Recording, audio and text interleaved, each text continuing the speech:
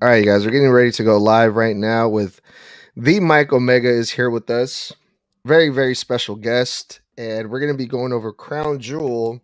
So bear with me here while we get ready. While we wait, everyone be sure to double tap the screen and like and share because we're going to get Mike Omega's thoughts on what we saw at Crown Jewel yesterday, which I thought was a really good show, but we will see what the Mike Omega thinks about this PLE that we saw. So we're getting ready here. Gonna get things going. So let's go. Here we go, y'all.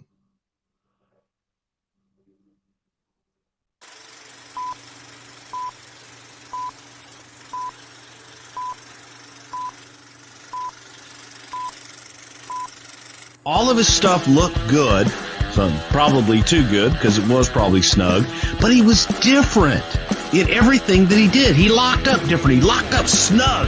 Hey, this is your Olympic hero, Kurt Angle, and you're listening to Snug Wrestling. Oh, it's true. It's damn true.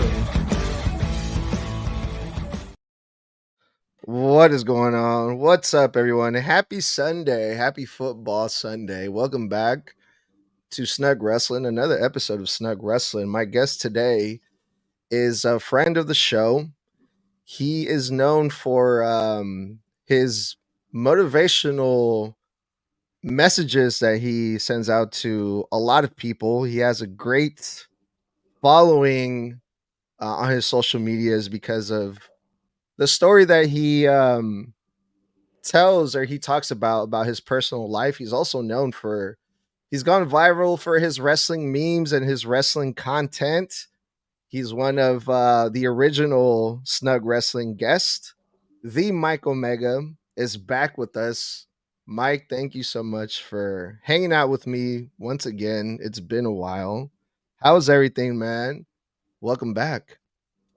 Oh, thanks for having me on. Things have been going great. Just really putting my head down, grinding away on some stuff, and finishing up the year, seeing what else that we can cross off on our list. Like I'm still got a couple resolutions that I haven't done and everything, been all the way from January 1st of this year. And really all I'm worried about is what I can control, and everything else is secondary at that point. Right on, Mike. So today, I want to get your opinion on what we saw yesterday from Crown Jewel, the very, very anticipated WWE PLE. But before we get into that, tell us a little bit about what you've been up to lately. It's been a while since I've last spoken to you, since you've been on the show. What's up with the Mike Omega? What's the latest, and anything that you can tell us that you've been up to lately? Well, I just got back from Vegas, had to go do that for work, and then I came back and made a decision because I actually got to meet a couple very good people over there. One of them was Rob Terry. Now, for anyone that doesn't know, Rob Terry is actually one of those people that you saw him maybe in TNA or something, and they were throwing him into like all these like weird angles and stuff, and or he's just somebody that dropped out in WWE, or just one of the big men that Vince looked at and said, "Oh yeah, that's the guy right there." No, not really. He's actually he's a really kind dude. I've never met anybody so kind like him. And then on top of that, I actually got recognized for the weight loss and the transformation over there. They surprised me right there. They have me get on stage and pose and all that, like the bodybuilders do and stuff. And I was like, this is so cool and everything. They even gave me a medal for it and stuff. And yeah, I mean, meeting Rob Terry, and then I just came back and I said, you know what? I'm going to work on myself probably a little bit more, and when I say a little bit more, more than what I'm doing right now, because sometimes you need a little bit of guidance. You can only do so much on your own, but it's best to like get in a program. So I'm in a training program now and looking to drop the rest of my weight, finish this weight loss once and for all, stop beating around the bush and BSing my way through and going with emotions and phoning it in like like a crappy episode of Raw or something like that. Because that's what I started feeling like my workouts were becoming one of those. I'm like, oh, I'm headed into that right there. So been on a training program within a month. I'm down down near 25 pounds already, and that's water weight and stuff. But other than that, I'm having fun doing this. I'm keeping accountability, and more importantly, I'm having even more fun. Just I make memes and messages. That's really my thing right there, and I'm glad to see that big change starts with one little small decision, and that's what's been new with me. And then next week I'll be heading to New York. I'm gonna go check out some stuff over there. Maybe I'll run into like a couple dudes that I actually follow and I see them and everything. Like my one of my favorite content creators, the Macho Verse. I don't know if you ever seen him. He's pretty I've cool. heard of him. Yeah, yeah, Yeah, I'm gonna go meet up with him. Hopefully, run a little collab or something, and get ready. I was asking him, I'm like, can you work on your promo skills a little bit? Maybe we can cut some promos on each other in the stories or something. And he's just off doing his own thing and everything. So maybe I can get some time with him. Other than that, though, I'm just gonna enjoy my time because that's how it goes, one day at a time. You just keep moving and just do a little bit more than you did yesterday. That's the goal. dude. And I'm so mad at myself now. I wish I had been more prepared so I can show like some pictures or something that pretty much like to show the people like more about your story and stuff. And I've had you on the show before, and we've never really gotten into this. We haven't really talked about it much, but you do have a story when it comes to like weight loss and stuff, and I'm very familiar with it. That's probably why I never really asked, but like there's a lot of people that don't really know your story. So for the people that haven't heard your story, tell us a little bit about that, if you don't mind. Like, what motivated you to just be like, you know what, I just want to lose all this weight? Because that is, I can imagine that's not like an easy thing to just decide from one day to another. So give us like a brief, like a summary of that part of your life, if you don't mind, for the people that don't know. So one of the things that I always like talk about is what what caused it, the catalyst behind it. And I didn't just wake up one day and say, you know what, I'm gonna drop all this weight. I grew up heavy, and I was heavy most of my life, probably the first 20 plus years that I was alive. And once I saw like a couple very important people in my life, like they went down. And when I say down, like they passed in front of me and stuff like that. And I noticed that it was because of those bad habits. And then I fell into my little dark period of time where I'd given up. I didn't want to move forward or something like that. And I just went to, I'm trying to articulate it a little bit where it doesn't sound too dark or depressing or something like that. But sometimes at the end of the darkness, there is light, but it's up to you to walk forward in it. Watched my father pass away in front of my eyes for doing the exact same stuff that I was doing already. And I basically had this picture in front of me saying, this is your future if you keep doing this. And it was it's a harsh reality that I don't wish on anybody, not even my worst enemy. And so when that happened, I lost everything. And then it was my mom that stepped in. And because growing up with separated parents and stuff, you live with one parent and then the other parent you have this like tumultuous relationship with and stuff. And then eventually like I settled that right there, that whole static that we had. We got into a clearer picture. She put me under her wing. She's a business owner as a single mom. got this like multi-million dollar net worth type thing right there, where she's just like, she knows what success is. And she took me under her wing. She got me into the gym. She said, "Hey, this is what you can do." And I got to tell you, it freaking sucked. The first year of doing this, it sucked. It was horrible. I was in bad shape. I had back pain all the time.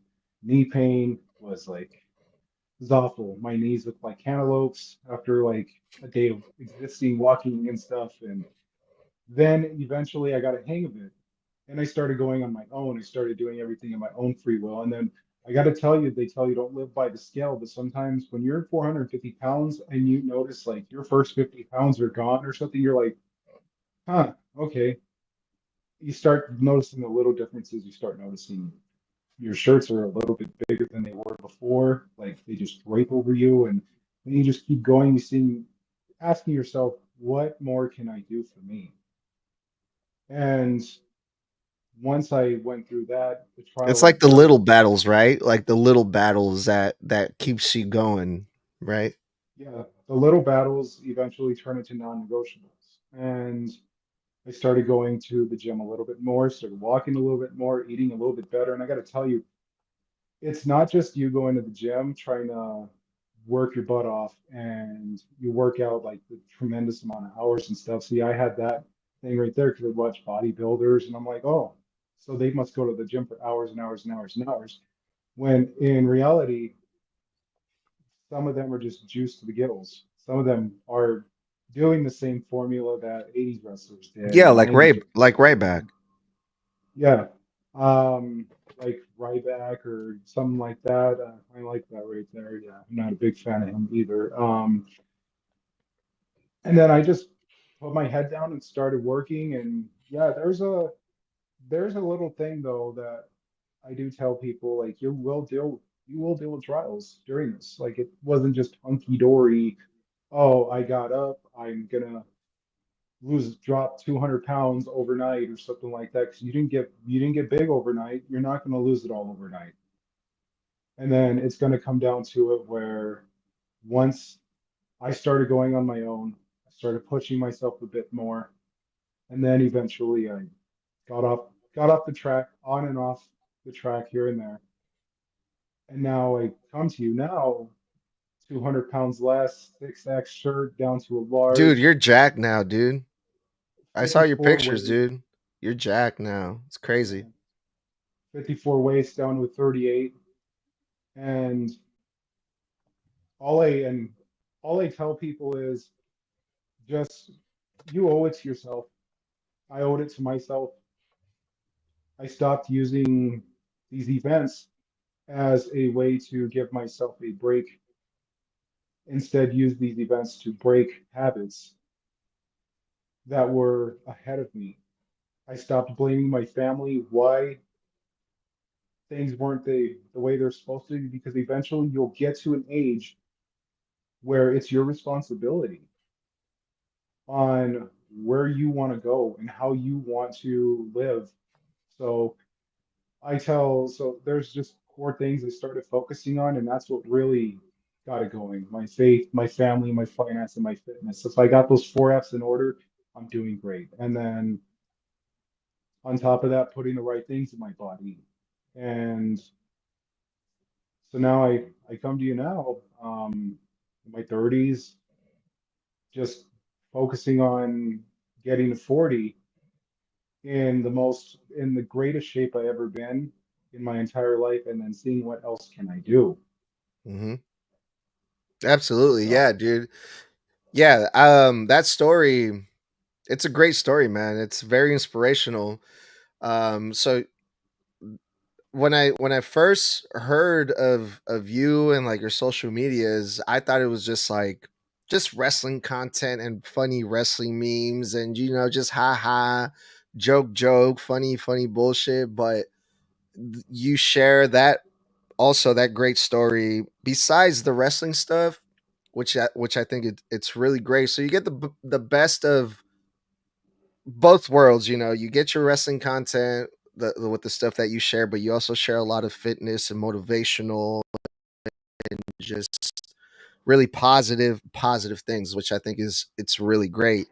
Now, tell us about a little bit about your wrestling content, Mike, if you don't mind. Lately, you have been working, grinding hard with the wrestling content, putting out stuff almost, I feel like every day I see something new that you put out. Some entertaining stuff, some funny stuff. Tell us a little bit about that and your motivation when it comes to creating some funny stuff that's gone viral, some wrestling content that has been blowing up lately.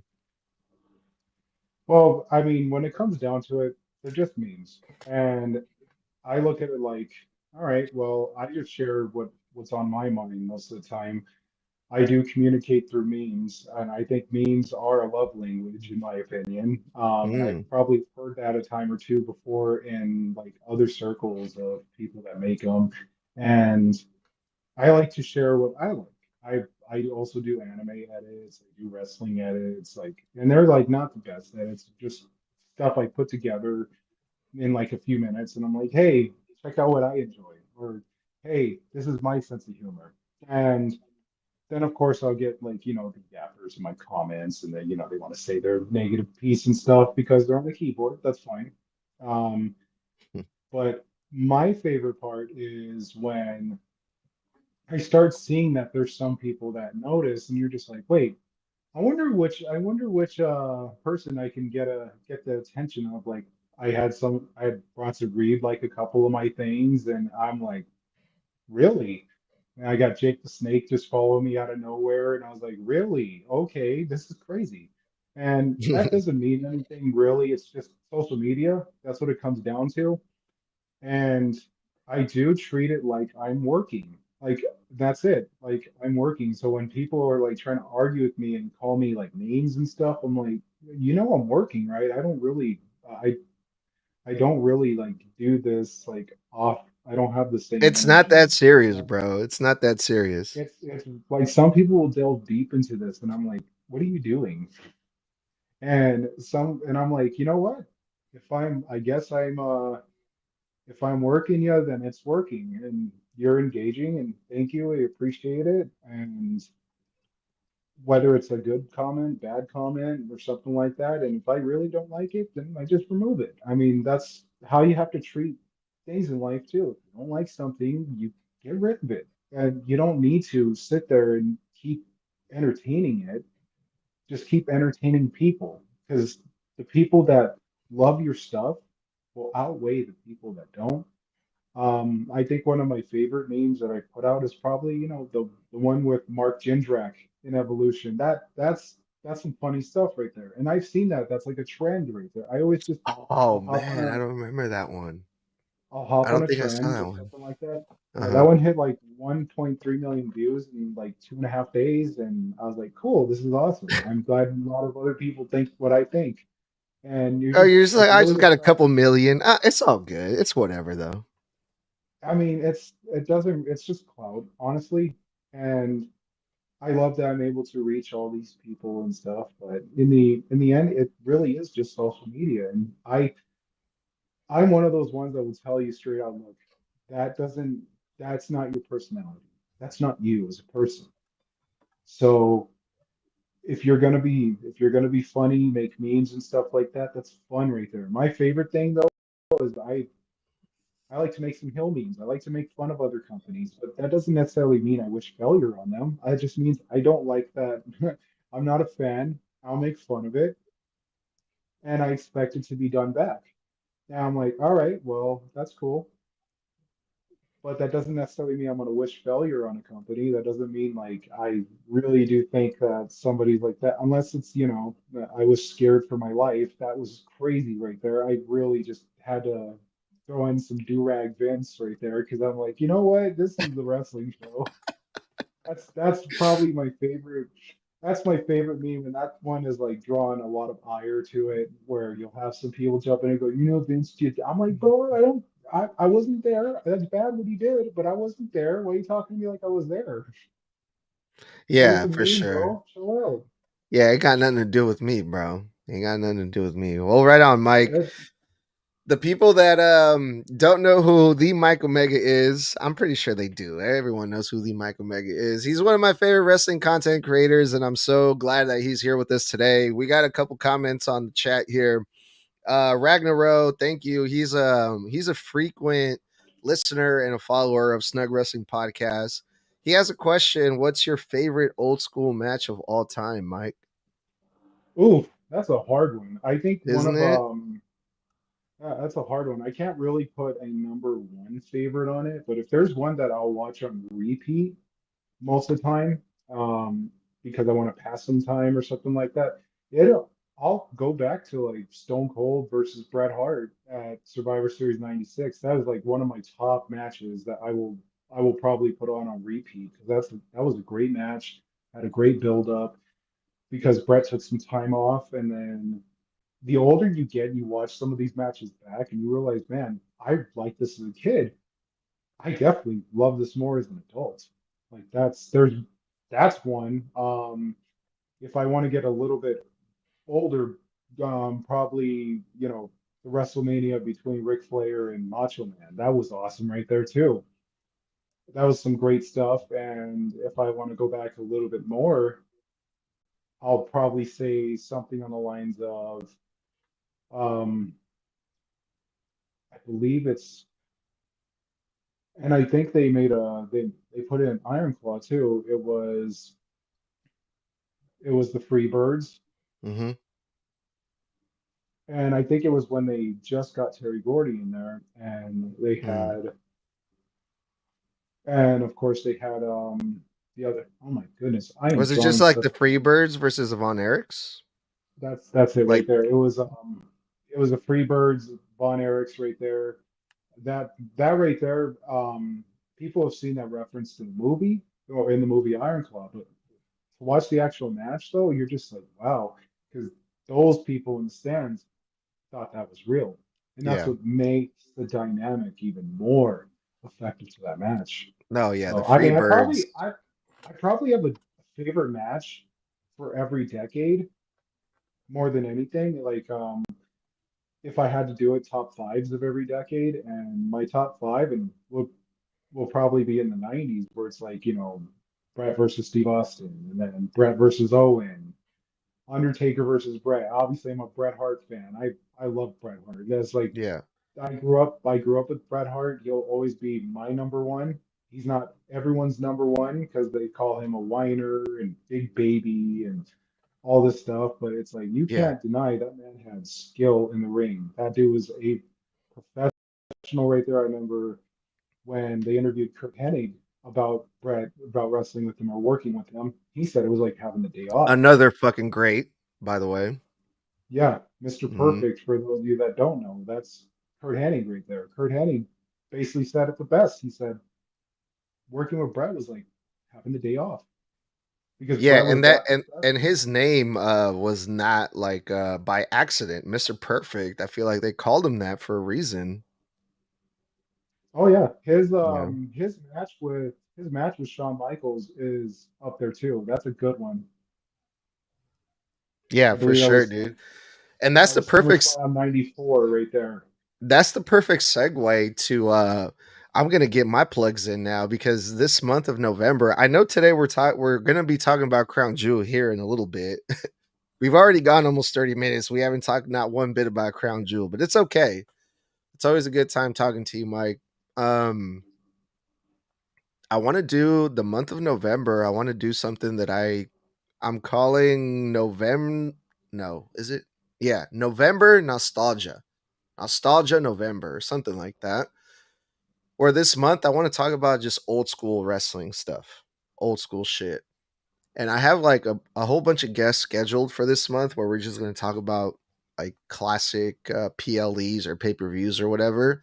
But I also want you to come back sometime this month if you can, if you have time, so we can go over some like your favorite pay per view or your favorite PLE and just do like a review and just talk about it and just go back in time. If you're into that, I'm gonna put you on the spot right here in front of everyone. Of course, I'll find one, rewatch it if I must. Maybe go through. maybe go through either a SummerSlam or a Survivor Series because I don't know what happened. Survivor Series like was one of my favorites back in the day, and then as it progressed more in years and years, them taking away the traditional match and people going, well, there's no build up to it. Does everything need to have a story? It gave a lot of wrestlers time to grow, get some time in the ring that wasn't really used on the card. And now we're so instant, instant, instant. I want instant stuff. And then people complaining the bloodline story's going on forever. You're like, are you serious? I'm Remember Ric Flair and Macho Man's was almost 2 years long and nobody got tired of that. That's a good point. Yeah. Yeah, that's one of the things that I hear a lot. Oh, it's been 4 years. We should be done with this by now. But it's like, yeah, it's been 4 years, but it's probably still the best thing happening on TV right now when it comes to wrestling, right? Yeah, because they're not really doing a good job on stories for the undercard. I mean, especially like with Crown Jewel, I was just I'm very mixed on that event. Well, let's get into it, Mike. Um, the Bloodline opened up the show. Surprisingly, I thought that was probably going to be the main event match, and we had, of course, Solo Sikoa and Jacob Fatu and Tamatanga. They were in the 6-man tag team match to open up the show versus Roman, Jay, and Jimmy. And, we have a shit ton of storytelling here. But what I was not expecting to see is Solo Sikoa. He hit Roman Reigns with 2 Samoan spikes, and Solo Sikoa is pretty much undefeated at Crown Jewel. Last year, Solo Sikoa pinned John Cena. This year, Solo Sikoa pinned Roman Reigns, and the Bloodline defeated the baby faces, which was really unexpected, I thought. But now that we're talking about this Bloodline storyline, Mike, what did you think about the opening match at Crown Jewel, Solo Sikoa pinning Roman Reigns? How about them apples? How about them apples indeed? Them opening is understandable considering that the main events were the champions versus champions matches right there, So I was just a little taken back that they did open, but I'm also not surprised at the same time, if that makes sense. Like I said, I'm very mixed about this event, and honestly, it just felt like I was watching like a side quest story on this. But what they did was advance a couple things in the Bloodline storyline, and that was they got Sammy involved again. Mm-hmm. So Sammy's involved, nailing Roman at the end of the post match, right in the face, right there after Solo ducked and got out of the way. But afterwards, like everyone's looking at him, going, what are you doing?" And you know, and then on top of that, Jay not tagging Roman in right away, that really did add to it that he's still a little reluctant in helping Roman, and that actually adds another layer right there because a lot of complaints were coming in that storyline part right there is getting rushed. And because it's getting rushed, now you're going to get the development right there. And then Roman didn't really get pinned that clean, honestly, because of Tongaloa's interference and that little ref bump right there. Oh, And yeah. then Jacob Fatu nailing him with that moonsault. By the way, I really am. If there's anyone that needs to come out of that bloodline looking like $1 million, it's Jacob Fatu. That dude is a freak. That is I'm so glad crazy. you mentioned that because we got a comment from Samir Sarik that says Jacob Fatu is going to turn on Solo Sikoa uh, a series. Yeah, okay. I think that was a typo, but yeah, a lot of people think that Jacob Fatu is getting built up to perhaps be the next tribal chief or have a much bigger role than what he has right now. I think Solo's going to get kicked out and he's going to go straight singles or something like that. There's got to be some sort of angle that maybe Solo gets Maybe Solo gets taken out in like a injury or something like that, and then Jacob takes over and becomes a Paul Heyman guy. We also saw Jay Uso, who refused to tag in Roman Reigns during this match because Jay Uso, he was very clear about what he wanted to do. I'm not going to be your lackey. I'm not going to be taking orders from you, Roman. Roman requested to be tagged in on the match, and Jay Uso was like, no, we're not doing that. Jay Yeah, it's just the way Uso, right there. Sorry, doing it. no, go ahead. Yeah.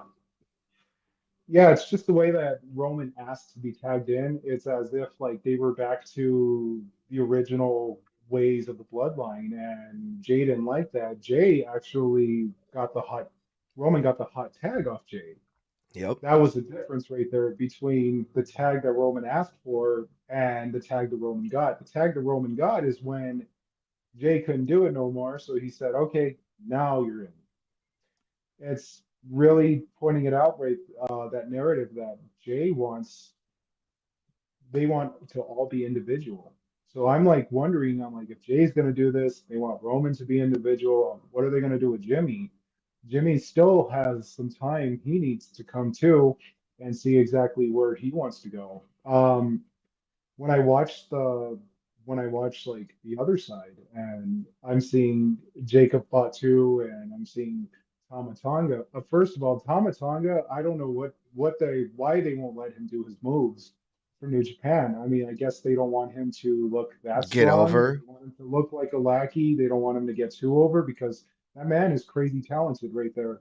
They call him the good bad guy for a reason, is because of how he wrestles. His style is Mm, just on that cusp of strong style right there. So I don't know if you noticed, but he was just working a little bit like he was just a little bit stiff, like he was phoning in his moves and stuff. It's like, oh, hip mm, toss here and there, maybe a back rake, and then it's like, whoa, hey, when is Gorillas of Destiny going to actually kick in, and we're going to mm. start seeing some other stuff? Because I really do think that this is they brought in some superstars for the new bloodline, and I can't wait to see if they're actually going to start either doing splintering off, because let's be real, they're Tongans, okay? Mhm. Those are that's Haku's kids. Mhm. I'm like, where's Haku? Where's Rikishi? I mean, I gotta tell you, I see Rikishi's tweets like, I don't like this storyline. I don't like this. Jay and Rhea, boo. And my Yeah. guy, then insert yourself. Get yourself in the story. I mean, are they holding you off until Survivor Series? Are you going to do something or what's going on? But there's a couple things that are going to happen after this match because it's a rubber band match. Because last, if I recall, Roman won the last one. The other interesting thing too about this whole thing, even on Friday Night SmackDown, when Jay was like, "Hey, again, I'm not going to be your lackey. We're going to be equals. I'm your equal." And then I noticed at Crown Jewel, Roman Reigns, he didn't get the last entrance. Jay Uso got the last entrance. When Roman Reigns came out, he got a big pop. But Jay Uso had the last entrance out of everyone, and he got the biggest pop out of everyone.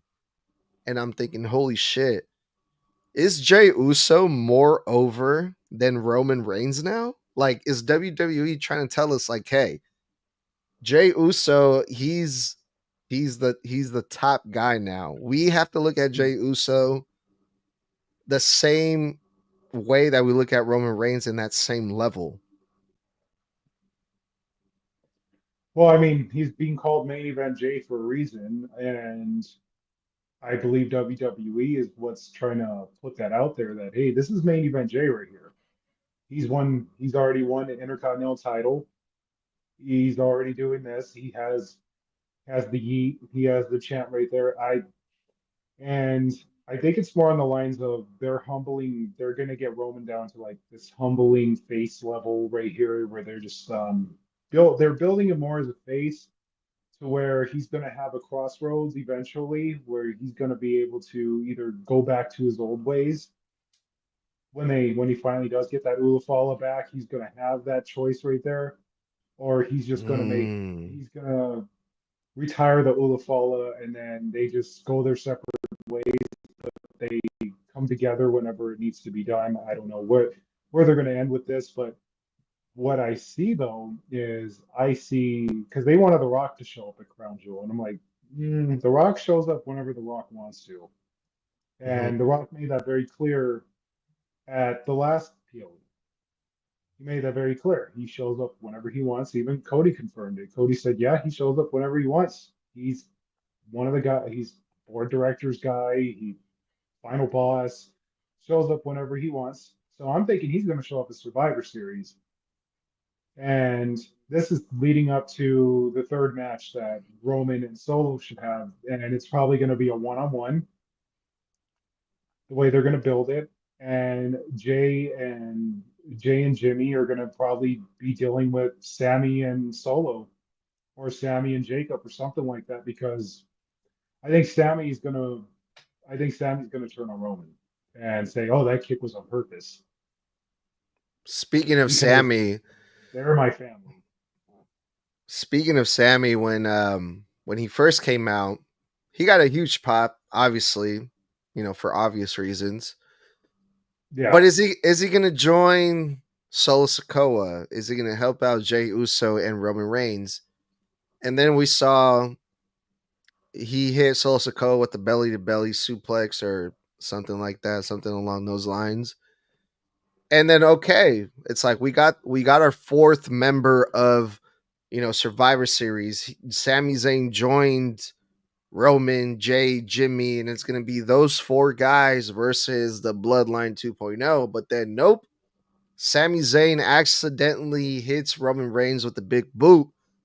And now it's like, I don't know. I don't know if we have our fourth guy. What do you think is what do you think is going on there?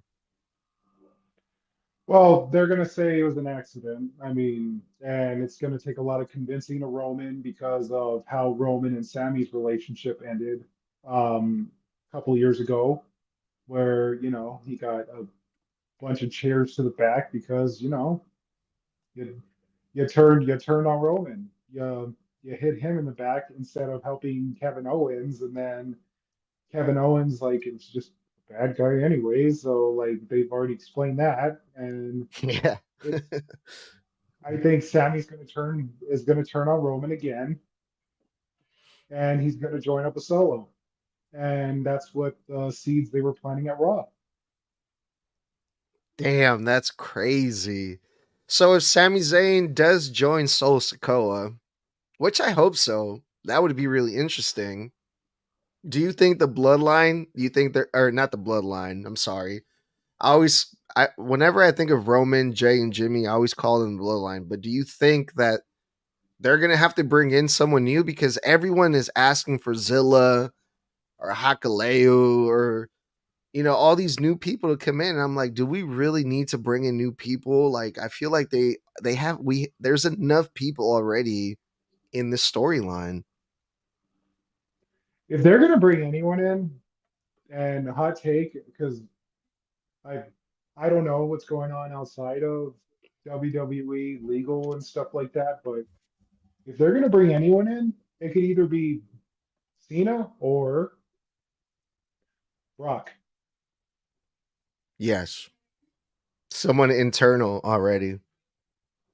If they bring Brock in, I mean that will get some heads buzzing. That will get some more butts and seats than there already is. That'll get some more people paying attention because of what's going on outside.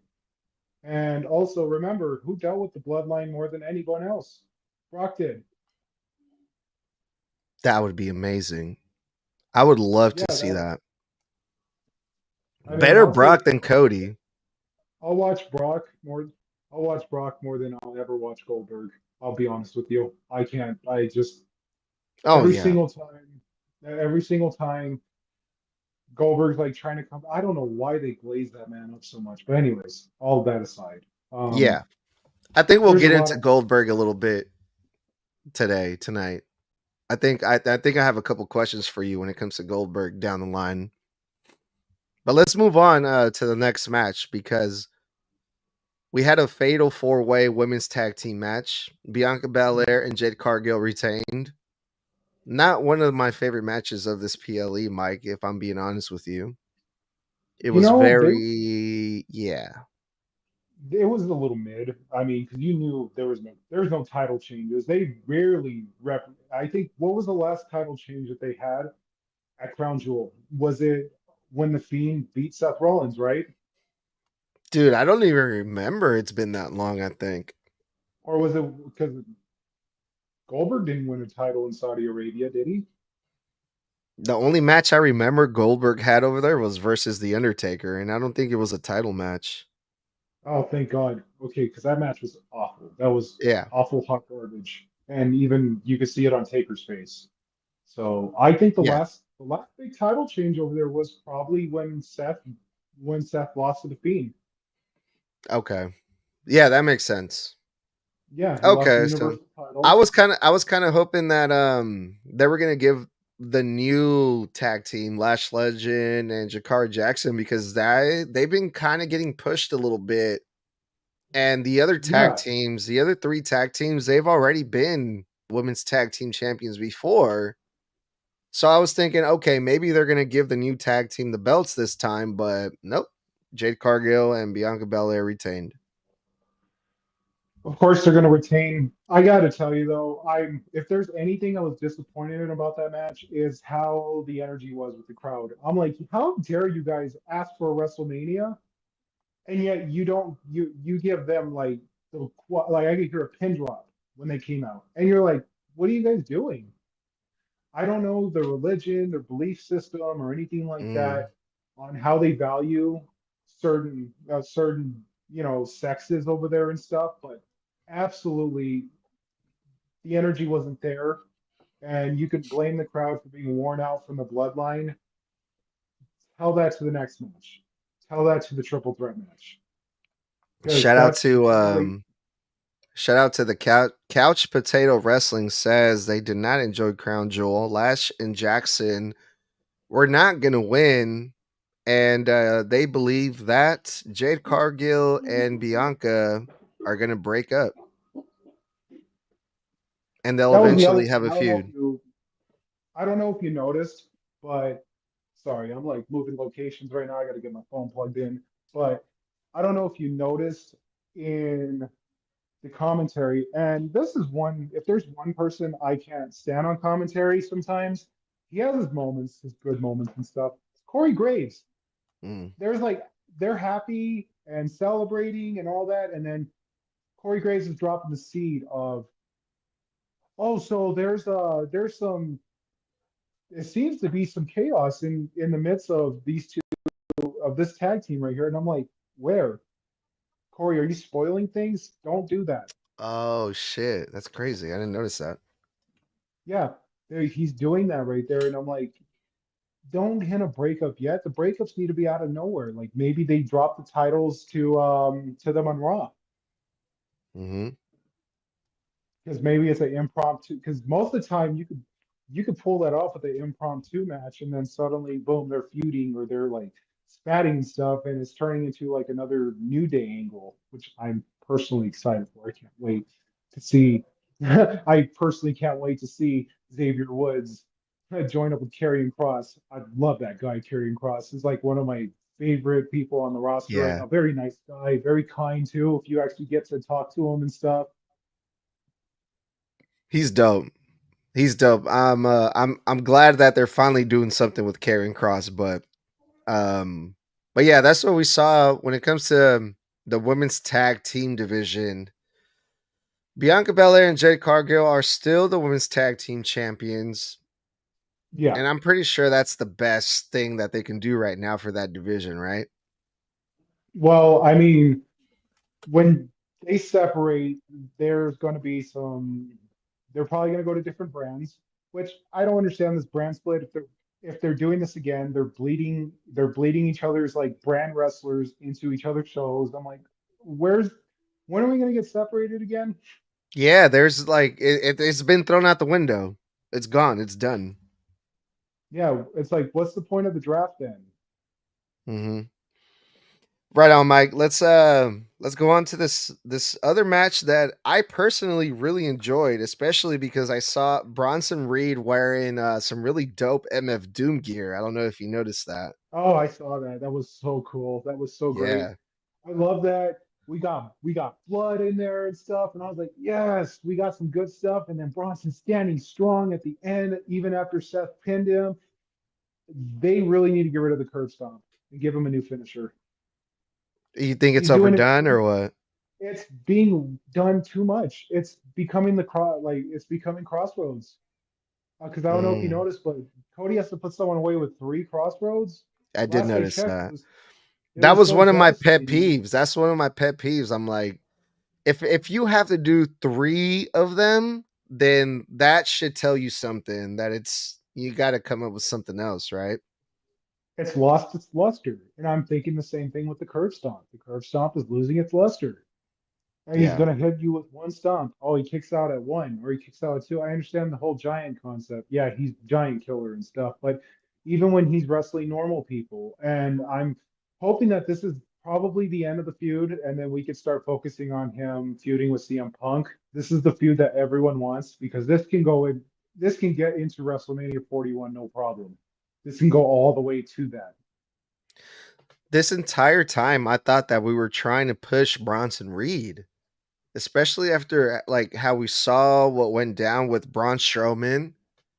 And Bronson Reed was the one that called out Seth Rollins technically. And after the match went down, you can hear Seth Rollins tell Bronson Reed, if you call me out again, then you already know what's going to happen. The same thing is going to happen. And basically, we're still pushing Seth Rollins. Why, Mike? Why are we still pushing Seth Rollins? For what?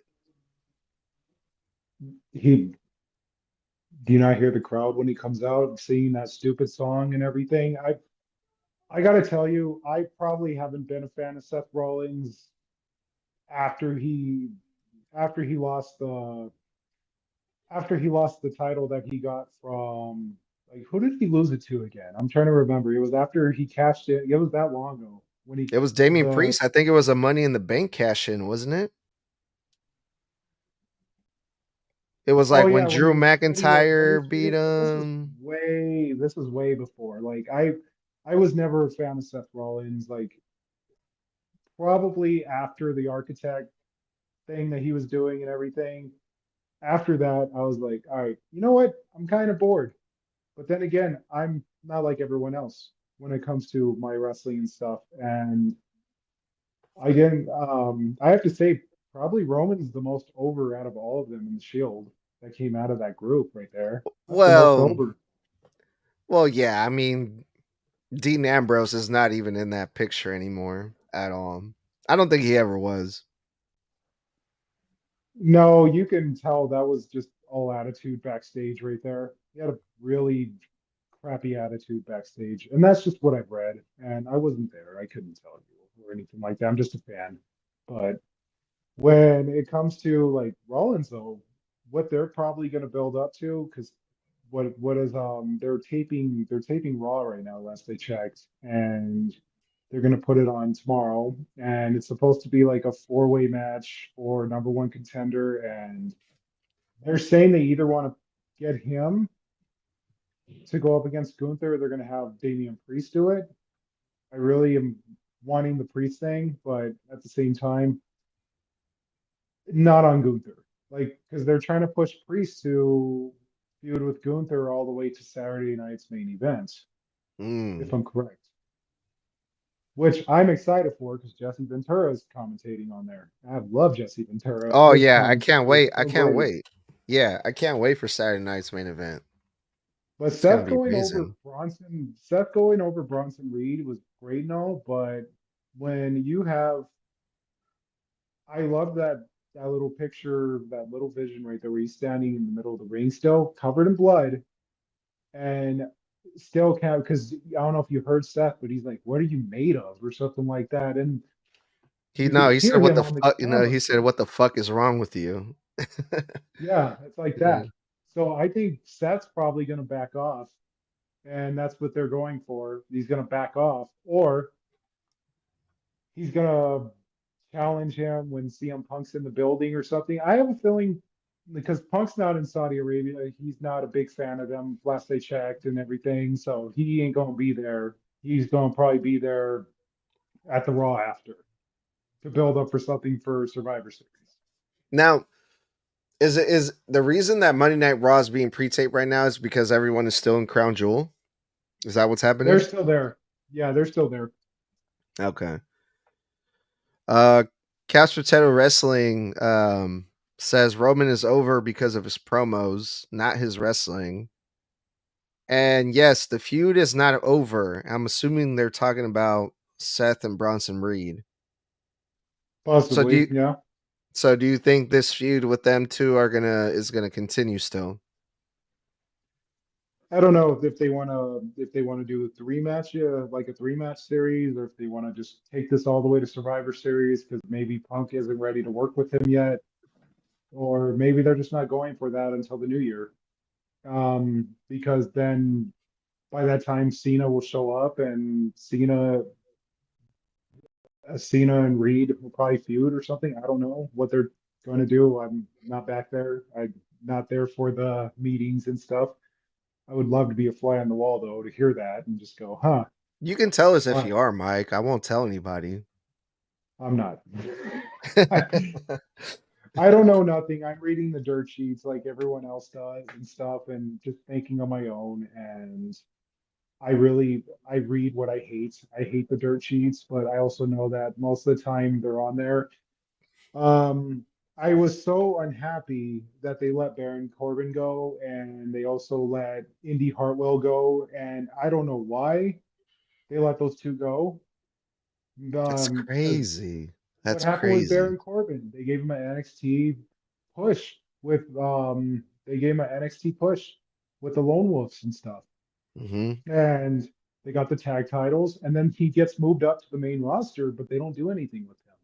Yeah. So I honestly see that But they as had man, they had such good shit going with that whole like bum depressed gimmick that they were doing with him.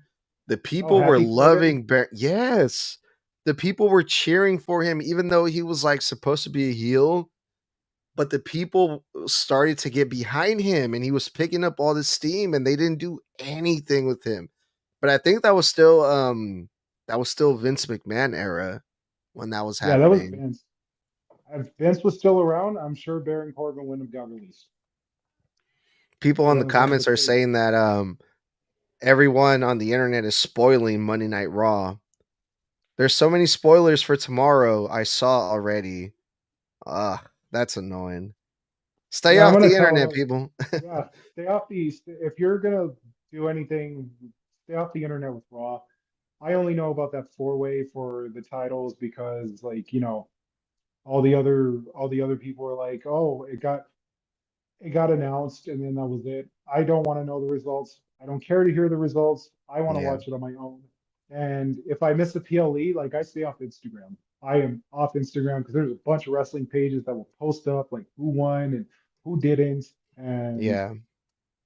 I No, mean that's that's me too, dude. I'm the same exact way. And this is a another comment here by Couch Potato Wrestling. Thank you so much for being on the chat. How do you feel about this, Mike? Baron Corbin may go to AEW. I mean if he needs money, I mean I've seen some of his stuff outside of wrestling, the damn good cook. He has a Yeah, very good passion outside of wrestling. I mean, it's kind of like Sid in wrestling and softball. I mean, Sid liked softball more than he liked wrestling. Maybe Baron made enough money to say, you know what, I don't have to do this anymore and just go straight into cooking. Or hmm he can go to AEW and maybe he'll get something going over there. I mean, the Hurt Business is there now. hmm absolutely. All right, So let's move anything is on here, Mike. possible. Yeah, anything is possible. Um, and I'm pretty sure good old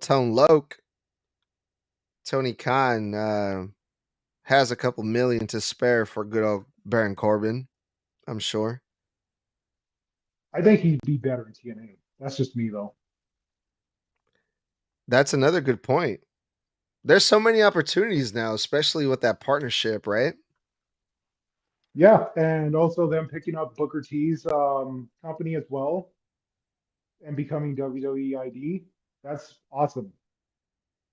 I just hope they don't push Booker T out and do a WrestleMania 19 to him.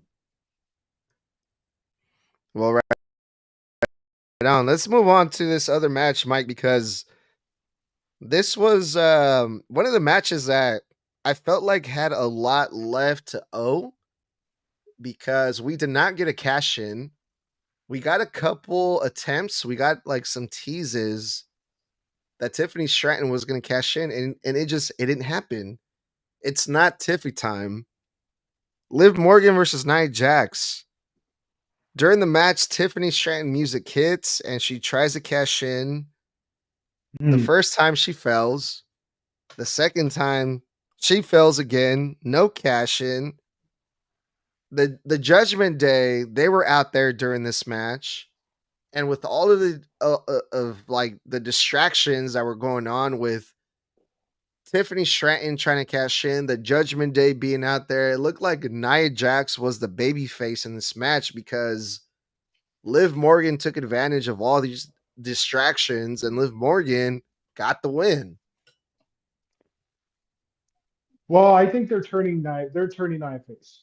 That's what this match just told me right here. They're turning her face soon. What? Well, think about it like this. Really?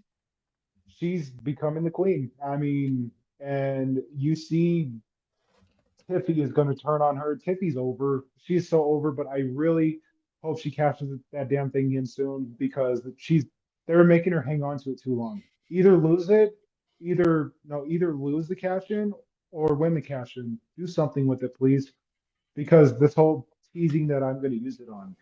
I'm going to use it on Liv at Crown Jewel. You're not going to do any of that. You're going, and the other thing is, since Rhea got injured, Rhea was supposed to go up against Raquel at Crown Jewel. So of course you're going to have all of Judgment Day there, and that's what's going to happen right there. And it looked like the top heels won right there.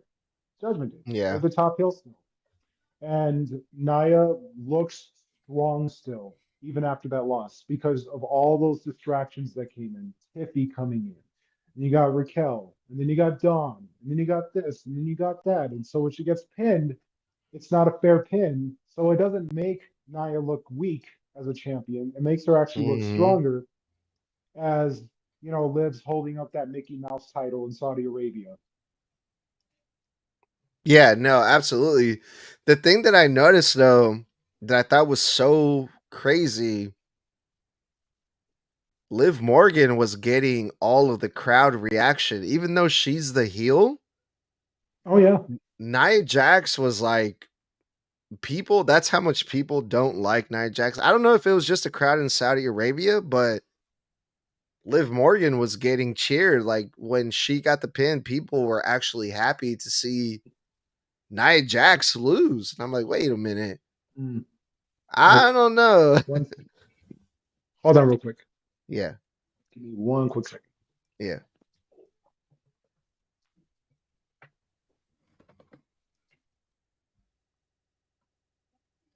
Oh shit, wrong cup. My bad, y'all. Don't block me, TikTok. Y'all weren't supposed to see that. Oops. Oopsie daisy. That was my mistake, y'all. Let me turn my mic down. This shit's way too loud. I can hear myself breathe. I don't like it. Sorry about that, y'all. You guys weren't supposed to see that. That was supposed to be a secret. Keep that between us, all right? Anyway, we're hanging out here with the Mike Omega talking about Crown Jewel. Abel Rovelo. Sammy Uzo is back in the fold. Yes, he is. Couch Potato Wrestling says, enjoy yourself. Thank you, Couch Potato. I do. I just, because we're live on TikTok right now, I can't really be myself, you know? All right, my bad, All right, Mike. Go ahead. I'm back. I'm back. Sorry about that. Nah, you're good. Um, so with Nia and Liv, it was a given that they were going to just have they're going to have the most overheal win it.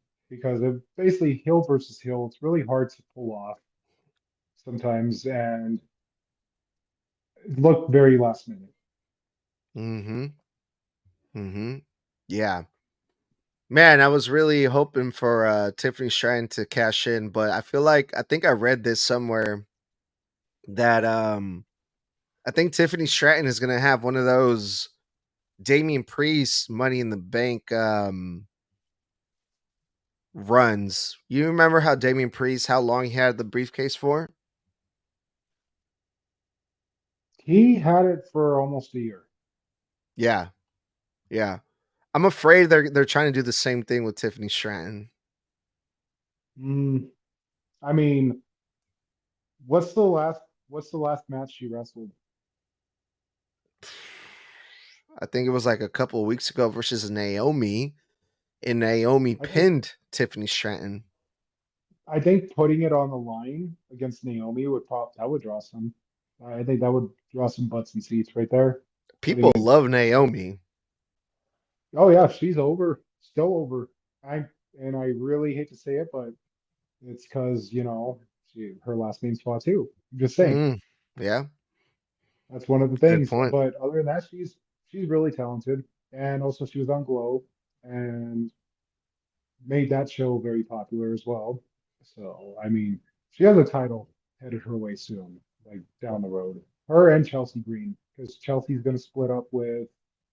gonna probably split off with Piper Niven, and Chelsea is going to be a single star as well. They really do need to beef up that women's division a tiny bit more, and I'm pretty sure they'll go on all cylinders. That's why I'm so excited for I'm so excited for the NXT because that I don't know if you've seen that women's division, that is stacked, and I cannot wait for Wednesday's NXT because it's going to be in the ECW arena. On Wednesday or on Tuesday? Is it Tuesday or Wednesday? I'm sorry, Is I'm like, oh, NXT is usually on Tuesday unless they're changing it to Wednesday, and I don't know they're gonna about go that. to, I believe they're gonna go to Wednesday for this There's one no right here. I was gonna say there's no other wrestling on Wednesday. There's no wrestling on Wednesdays ever. I thought Dynamite was. Yeah, that's not wrestling though. No, I'm just kidding. uh, Okay, fair. I mean, you said it, not me. no, I'm kidding. I'm kidding, y'all. CJ, hi CJ. Shout out to CJ. She's an original Snug Wrestling follower. Says she was watching us on YouTube and didn't know we were on TikTok. We're live everywhere, CJ. We are live on TikTok, on Instagram, on Facebook, on YouTube, on X, on OnlyFans, on Christian Mingle. On no, I'm just kidding.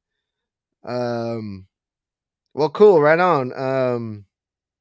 Yeah, so that's what happened with Liv Morgan and Nia Jax. We will see what happens there. Nia Jax and Tiffany Stratton also they got a lot of tension. So we'll see what happens between those two ladies. I want to move on. Let's go on to what we saw after that. Kevin Owens and Randy Orton beat the shit out of each other. We were supposed to have a match between these two, but it was waved off. We did not have an official match. Before the bell even rang, these two just started beating up on each other. Nick Aldis and Adam Pearce went out there. Security guards went up there. The referees try to stop this. Nothing was gonna get in the way of these two guys beating the shit out of each other. One referee ate a Stone Cold Stunner. Adam Pearce ate an RKO. And then Kevin Owens took out Randy Orton with the big elbow drop, put Randy Orton through some tables. And this feud, this thing that we're seeing with Kevin Owens and Randy Orton, I think they're saving it for a much bigger stage than Crown Jewel. What do you think is going to happen with these two, Mike?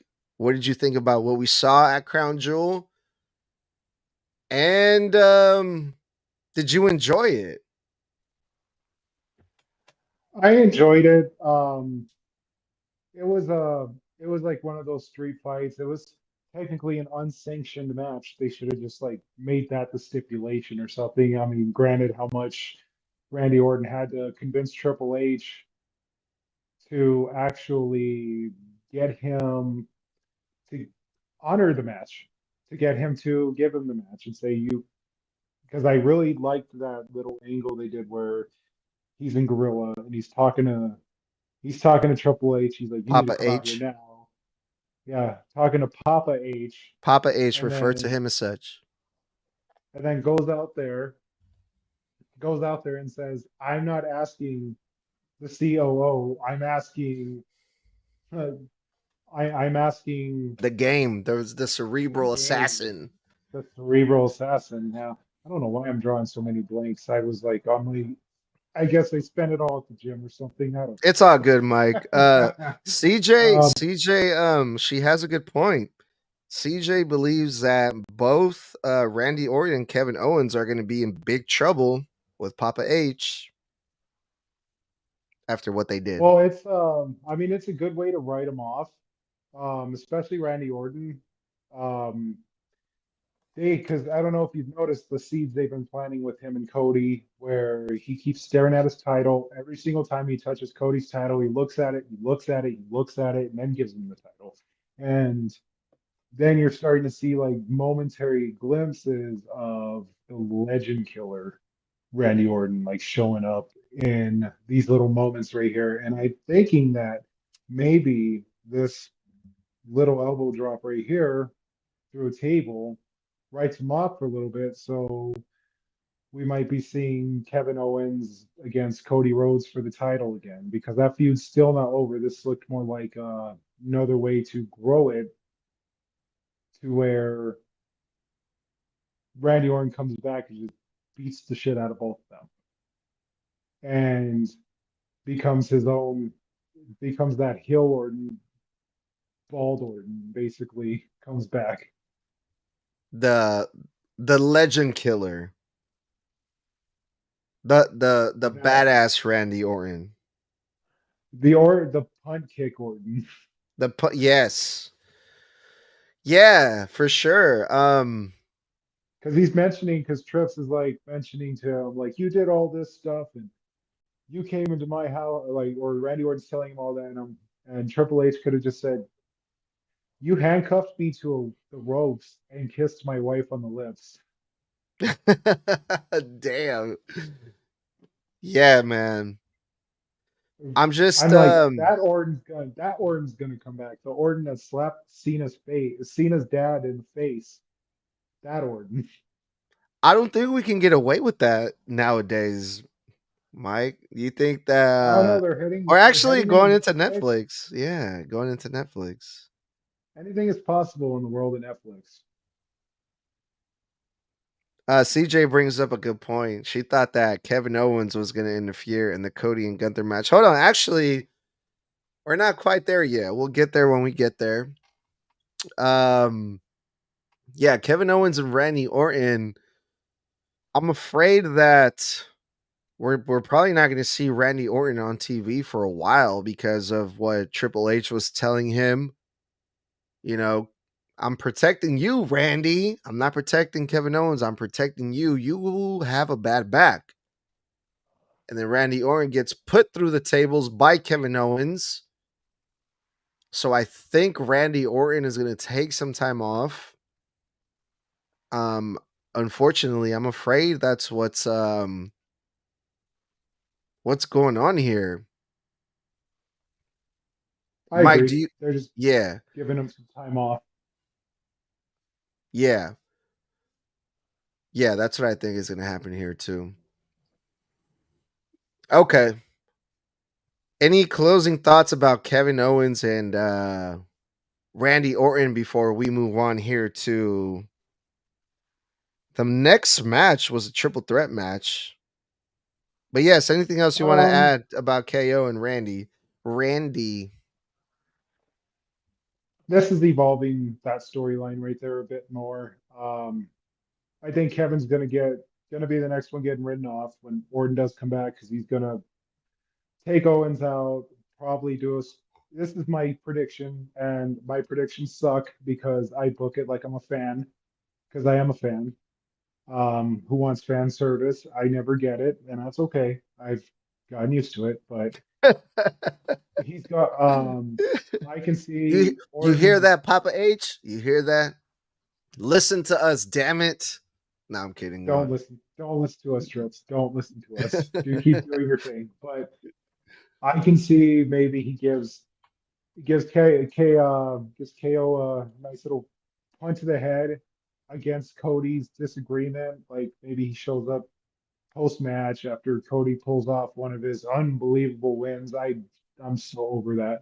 But he pulls off one of those wins. Orton comes in, get his revenge. Cody says, no, don't do it. And then he tries to protect KO.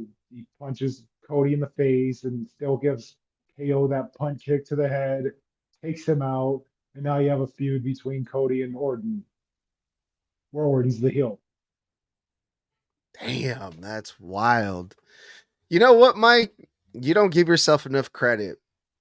I mean, I can see that happening. You did predict that John Cena was going to show up at WrestleMania randomly, and he did. And I was just like, that's not going to happen. Ain't no way. And it happened. So I take everything that you say now, and I'm like, he might actually be right. He might be right. So we'll see what happens with Randy Orton and Kevin Owens. I just wanted to give a quick shout out to everyone that's on the TikTok live. We're at 20, a little bit over 2,300 likes already. Thank you guys so much. Keep on double tapping the screen. Um, the next match, Mike, we had a triple threat match for the United States Championship, and this is what I saw. We saw LA Knight, Andrade versus Carmelo Hayes, and it was pretty much, this was like, it felt like match 8 of Andrade versus Carmelo Hayes, because I felt like LA Knight was a perfect example of work smarter, not harder, while Andrade and Carmelo Hayes were pretty much like, I'm gonna say it, they pretty much carried this whole thing.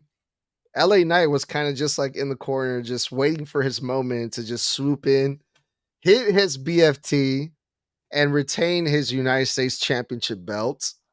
But what did you think about this triple threat match, the outcome? And in your opinion, do you think that the right person won? Um, Knight developing Knight a little more as a face. That was what this whole match's objective was. Even through that nasty botch he had jumping up the top rope and stuff. I'm Oh sure yeah, where he crotched himself, he like landed that's right a on the fucking. lot of work right there to be able to do that in the first place. And my question is, what the hell is the point of those 7 matches if neither one of them are going to win? And how is this progressing the undercard storylines anymore? That's my question right there. Because Mello is a that's a beast of a talent right there. Andrade, beast of a talent right there. Where are you going with these guys? They're going to end up like Baron Corbin. Do you really think that Carmelo Hayes has a shot in the main roster to make it? They're not booking him properly. So the way they're booking him right now, no. He might as well go back to NXT and go feud with Trick Williams again. Now, what do you think is next for LA Knight now that he has pretty much established himself as being the superior wrestler with Andrade and Carmelo Hayes, who are in the mid card? Who do you think Who is else going to is be there? the next competitor there? I mean, who else is there? Um, they're trying to probably not have the bloodline bleed into like the other titles right now. That's why they had the Tongans drop the titles to the Motor City Machine Guns, and then you have none of them have titles. So I don't think nobody in the bloodline is going to be next for LA Knight. They're probably going to have to call up somebody from NXT because Andrade and Melo isn't getting over enough in this That's a feud, good point. and they could That's a move good on point. into something else, or they turn him into a tag team for some reason, Hmm. or Montez Ford finally goes singles and starts getting his push he deserves and feuds with LA Knight. I will take that all day long. That would feed families. I would watch that feud. I'll take about 14 of those matches right there That's the because question, dude. Yeah. Yeah. they I can would cut love to see they that. can they both have great promo work, ring skill, and all that stuff right there. But they totally blew the shot with making them heels by losing Bobby Lashley. The only other name that comes to mind, and I think they've already done this before, is Santos Escobar. But they haven't even been using him or pushed them enough to be like, this is going to be LA Knight's next like competition. No, he's coming in as one of those heels that is just, I'm not going to work for everything I want to do.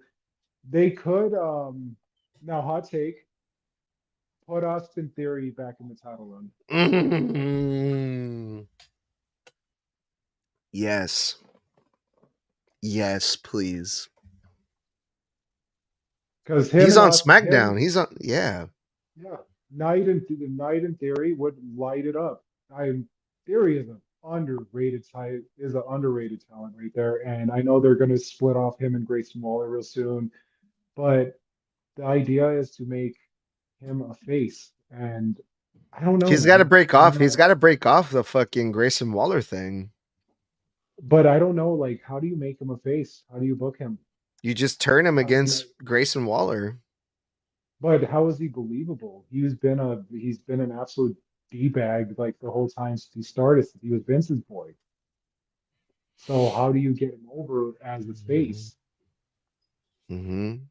I think Because people people love hate Grayson Waller enough that like if Austin Theory finally decides that he's done with this bullshit, the people can easily get behind that because Grayson Waller is a fucking douchebag. Like he's a fucking dick. Like no one likes that guy. So Yeah, they want I yeah. mean that's heel work. His heel work is very nice, awesome. Loved him in NXT. Um,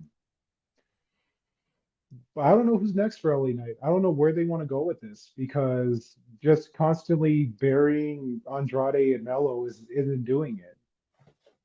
Yeah, absolutely.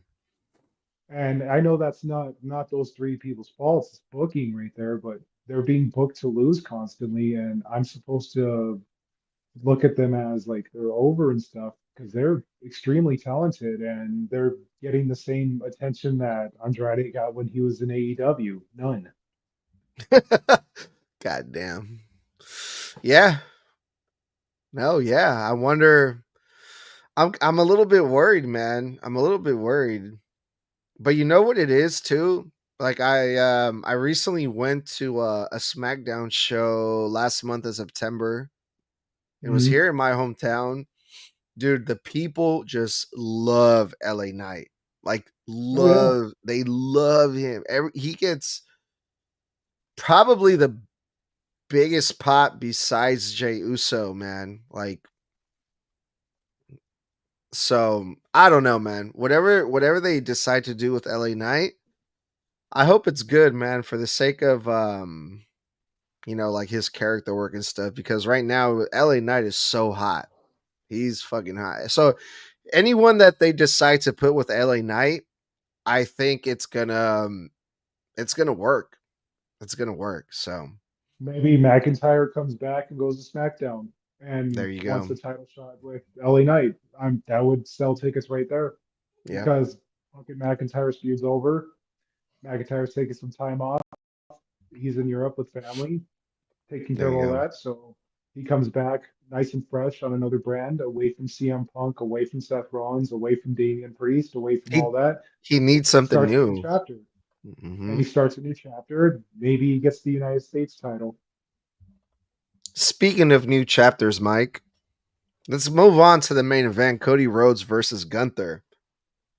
Now let me tell you how I thought this shit was gonna go down. Kevin Owens was supposed to interfere, and Gunther was supposed to win this match, but Cody Rhodes was crowned the first ever men's crown jewel champion with the most prestigious, most beautiful title ever created in the WWE. No, I'm just kidding.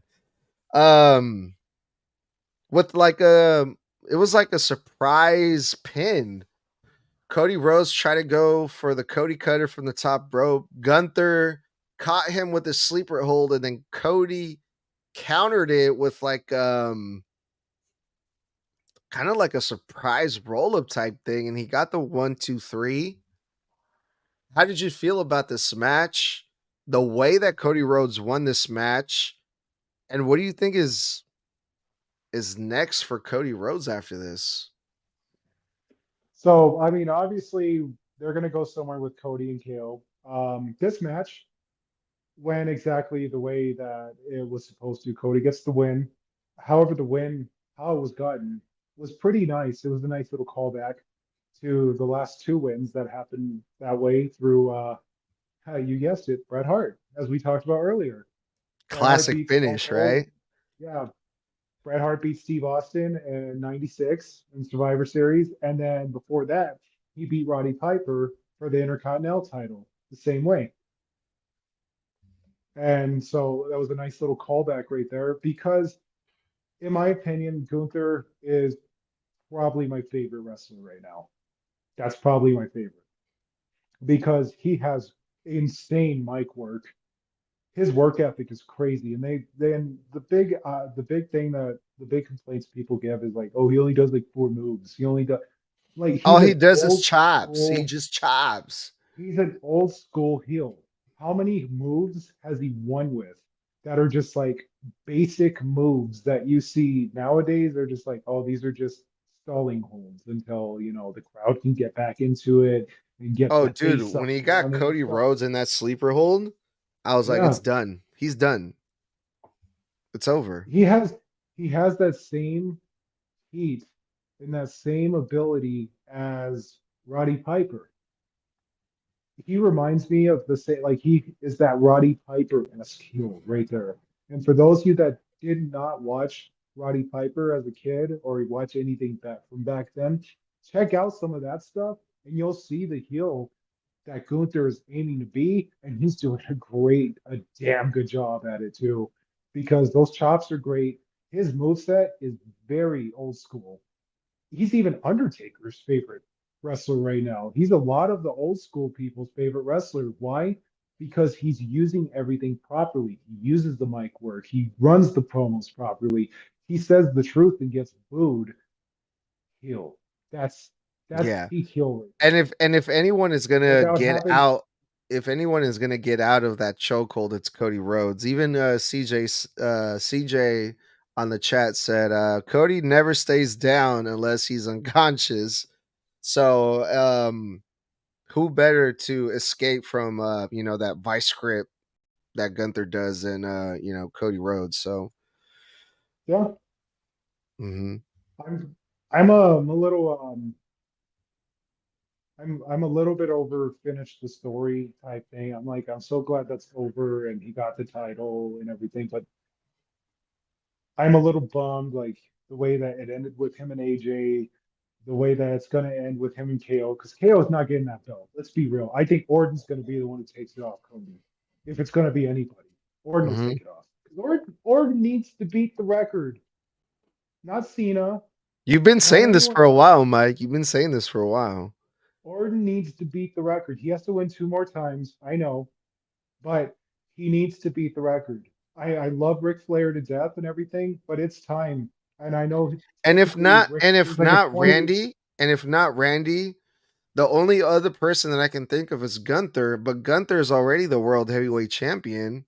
So it's like, who else? Who else? Well, I mean, Gunther take.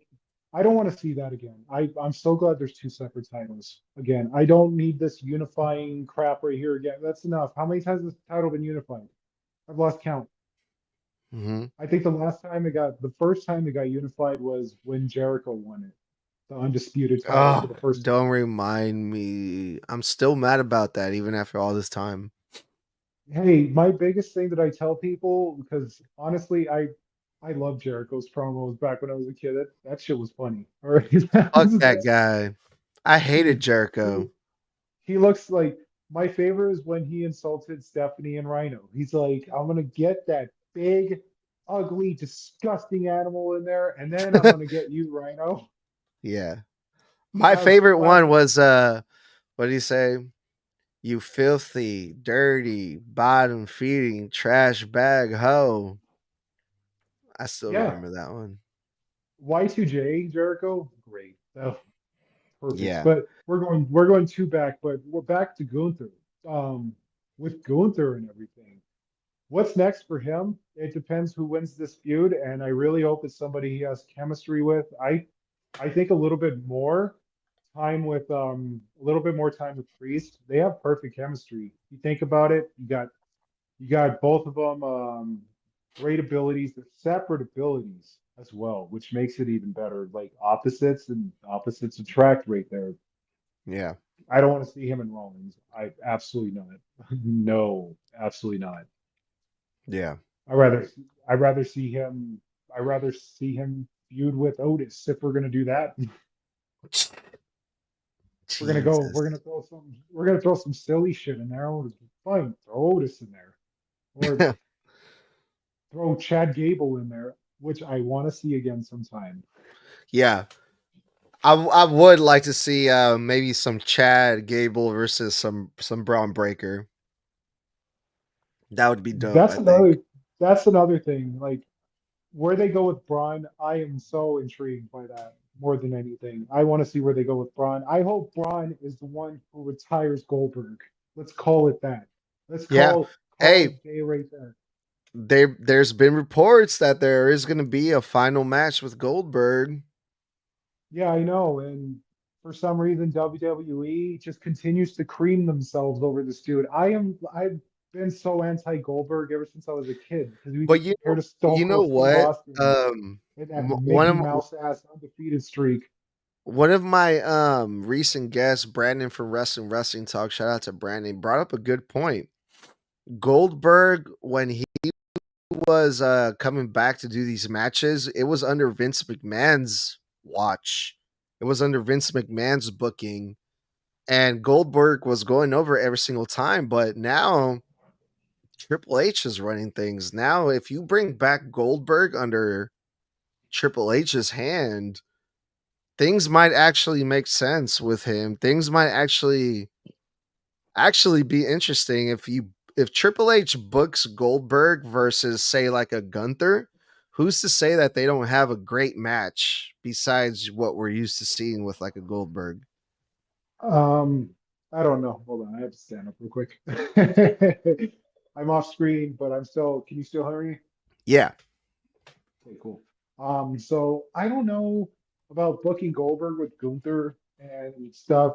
If I have to watch that, Goldberg can't win. Mm-hmm. Mm-hmm. Yeah. Absolutely cannot win. I don't want to Mm-hmm. see it. I don't care for it. I hate the way they booked him. They booked him the same way as if he was in WCW. Right. And I'm not buying that. And the other thing is I hope it's a 3 minute squash. Even Nick Nemeth talking talking shit about it. Yeah, I saw Absolutely did that. not. Yeah. Good riddance. It's Yeah. time to go. I am so anti Goldberg. I don't care. Anyone else can at me or something like that. Even the chat. I will never accept Goldberg like that. The way that they booked him, the way that he just accepted it, Yeah. and I'm not even gonna go with that. The kick he didn't pull on Bret Hart. I'm still sour about that too. I feel that. I I will Oh I will god put damn. on I will put on my petty pants for Goldberg. Oh, I got an interesting comment here by CJ. CJ, she said, Gunther and Roman one day for the title would be cool. Um, I mean Roman's a face now. Maybe they can Eh, do eh, something. eh, Maybe that would be something for cool. main That would event. be cool. maybe something for main event. Because remember, main event is a way to either progress storylines or you can just hold like little exhibition matches. And that could be like an exhibition style match Like a main event type between, thing, like not like a live event type thing, I should say. well, Saturday night's main event is I'm more excited for that than Survivor Series. And that's sad because Survivor Series hasn't really been built up. Having two PLEs in 1 month is a bad idea like that. Yeah, I miss yeah, brand specific PLEs. I miss those so much. yeah. Why? Because it showcased both brands and that actually gave the draft meaning. I don't Hmm. understand this brand split. I never will. I don't know why they're doing this. NXT has been Sean's baby for a little while, and I'm really starting to put it up there with these other two with Raw and SmackDown. Hmm. And I was so I don't know. Maybe the next Saudi Arabia show they put in, they could do some NXT wrestlers as well. Oh, that would be dope. Yeah, I mean, throw they in some did. NXT Lash people. Legend and Jakara Jackson are from NXT. Their main roster call-ups, let's be real. Yeah. Their main roster. Unofficially, they're part of SmackDown, I think, right? We've been seeing them on SmackDown the past few weeks. Yeah, I think they blended them in. That's what they did by having them wrestle a couple matches already, and they're so confident in this tag team and elevating this tag division for women that they just threw them in the title picture already. Yeah. Well, cool. Right on, Mike. I have one last question for you before we get up out of here. Since the WWE is going to be right up there in your neck of the woods, are you going to be going to WrestleMania? No, Just flat out, just nah, lower your not prices. doing it. Lower your prices. What do you That's mean, un. That's Mike? You can get a decent seat at WrestleMania for the low price of $30,000. My Pocket goodness. change. Pocket I can change. also I can get a new house. I can get a couple cars. I can get a really nice car, brand new. I could, Or as a matter you of can fact, I just can get sell one of your house and just mm, get a ticket for WrestleMania. or I could go buy one of Elon Musk's AI bots while I'm at it. The same Ah! price. Yes, there you go. I don't understand this price hike right here. I think and some people were rumoring that this was Vince's last work before they kicked him out. That they were going Mm, to price hike this next WrestleMania. Because remember, he got kicked out after 40 was done. So they had already planned this whole price hike for forever. hmm. And you would think, I hope nobody shows up at WrestleMania, but of course people are going to. People are going to. I wish people would just stay home and watch WrestleMania. Don't go. Teach that. This is how you lower prices, by the way. You teach any company a lesson by not showing up. Don't buy tickets. Don't. You want the prices lowered? Stop bitching about it. Just don't show up. If you already bought a ticket, go enjoy yourself. But for the rest of us, I miss when for I'm gonna be honest with you, for 30,000, I want to be able to go like for a night of drinking with the wrestling people, like all 3 nights or something like that. And I don't even drink. All right. I want a smoke session with RVD or something backstage. I don't know. And I don't even do that. I want all that. I want that kind of stuff right there, not a front row seat and Nah, possibly so one of them they touching had my hand. they had this package. It was like you get to like meet the Undertaker and hang out like at a booth during the show with like all this food and stuff, and you get like a custom belt and like Undertaker merch and like a picture with him, and it was like $10,000. I was like, holy fuck. Like, I mean, It's crazy. you get to hang out with the Undertaker for $10,000, and like you get like all this like memorabilia stuff, but still I'm like, god damn, who has that type of money? Like, that's crazy. people will pay it. And I mean, there's a meme going around with Triple H, like it was a fake tweet, but it's basically he's telling everybody, don't bitch about me about the price, bitch to me about the prices, get your money up, broke boy. I thought that was like that was the funniest like Yeah. fake tweet I saw right there, and I was like, man, that's crazy because there's some people that do think like that, and I go, man, what's even crazier is someone will spend that money, they'll get that, and then they'll realize as soon as the event's over that they're probably going to have buyer's remorse Yeah. because they paid for that. They got all these pictures. Not hating on them for doing it. They do it. Cool. Awesome. Good for you. Yeah. Well, but for the rest of us, it would be a little bit nicer to at least have the option of not going into a second mortgage just so you can get decent seats. Yeah. No, yeah, Because for sure, dude. because I It's think like Royal Rumble's 10 grand if you want that same package. Jesus Christ. Now when It's 10 grand right now. It should spike up though. I'm like, if I pay you 10 grand, I want more than a handshake and a title or and yeah, no, an I want occasional like a wrestler hand showing job or up. something. No, I'm just kidding. No. No, You, I'm you kidding. you I'm said it, kidding. not you No. said it, not me. No. Have you been in my group? Have you been in my group chats? What's going on here? No, I plead the fifth. No, no, when I started talking about the prices with like family members and stuff, and they're like, "Oh yeah," they're like, "That's like Super Bowl prices and like World Series prices and stuff like that." So the WWE is pricing themselves kind of like like the legit sports.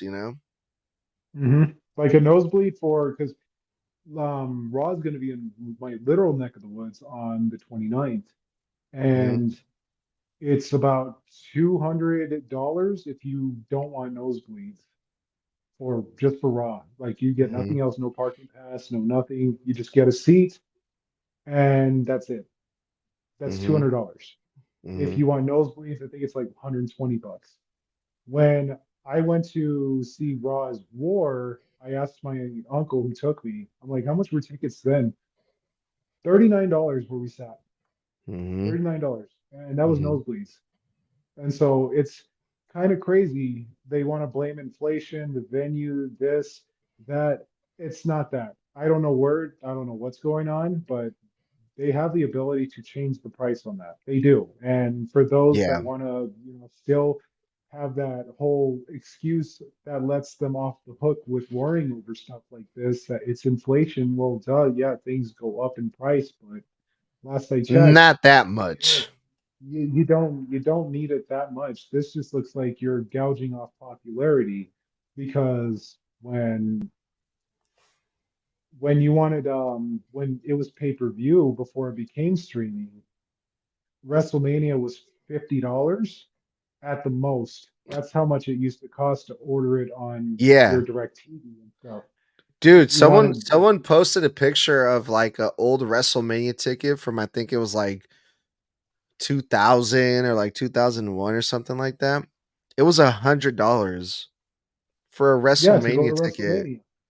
And he probably sat in the center, like in one Yeah. of the center seats. Yeah. Not front row or ringside. No, it was center seats. Yeah, And dude. that's a Full decent seat. disclosure, me and my wife are gonna be at WrestleMania. Oh, that's Midsection, dude. awesome. Yeah, yeah, midsection. But this is like so like once a year, like we are able to go on vacation wherever we want, either if it's like Mexico or like, Mhm. whatever. I told my wife, I was like, hey, I want to go to, I've never been to WrestleMania. I want to go to one WrestleMania. Let's go this year. And that's going to be our vacation. Granted, no kids. We're not going to take the kids. It's just going to be me and you. Let's go to a WrestleMania. And we got midsection tickets. They were $1,000 each. For both Fucking nights. for both nights. But Okay. still, fucking crazy. That's not even counting like the hotel, how we're gonna get there, the food, and like all this other shit. But I'm like, fuck it. That's like my bucket list thing that I just Hey, want if to that's on cross your bucket off. list, go for it, man. I mean, sounds like you got a decent price on it and stuff, but A off decent price the for $1,000 midsection. Yeah, I don't know I'm if being that's decent, but I'm like, being sarcastic with you, by the way, on that one. I mean, $1,000, but you get to cross something off your bucket list. I think honestly, you can make more money down the road. You'll make more money. At that point, you just don't worry about it. You just have a great time with your wife. And when it comes down to it, you can't pay for memories like that. yeah, So you'll be able to say, I went to WrestleMania at least once. I've always wanted to go to WrestleMania. I've been to wrestling like 3 or 4 times, but never anything major. I was gonna go to 26 because it was in Glendale, and when I went to go buy tickets, they had sold out. And I had been saving money, and I was waiting on my last check. And the check came in, and I was like, cool, let me go cash it. And then I went online to order my tickets, sold out. And I was like, damn it. And so I missed Shawn Michaels' last match. I was gonna get to go see mm, that, and nope, didn't get to. When it comes at the end of the day, though, if you can get them, get them. If you can afford it, don't go into debt for this.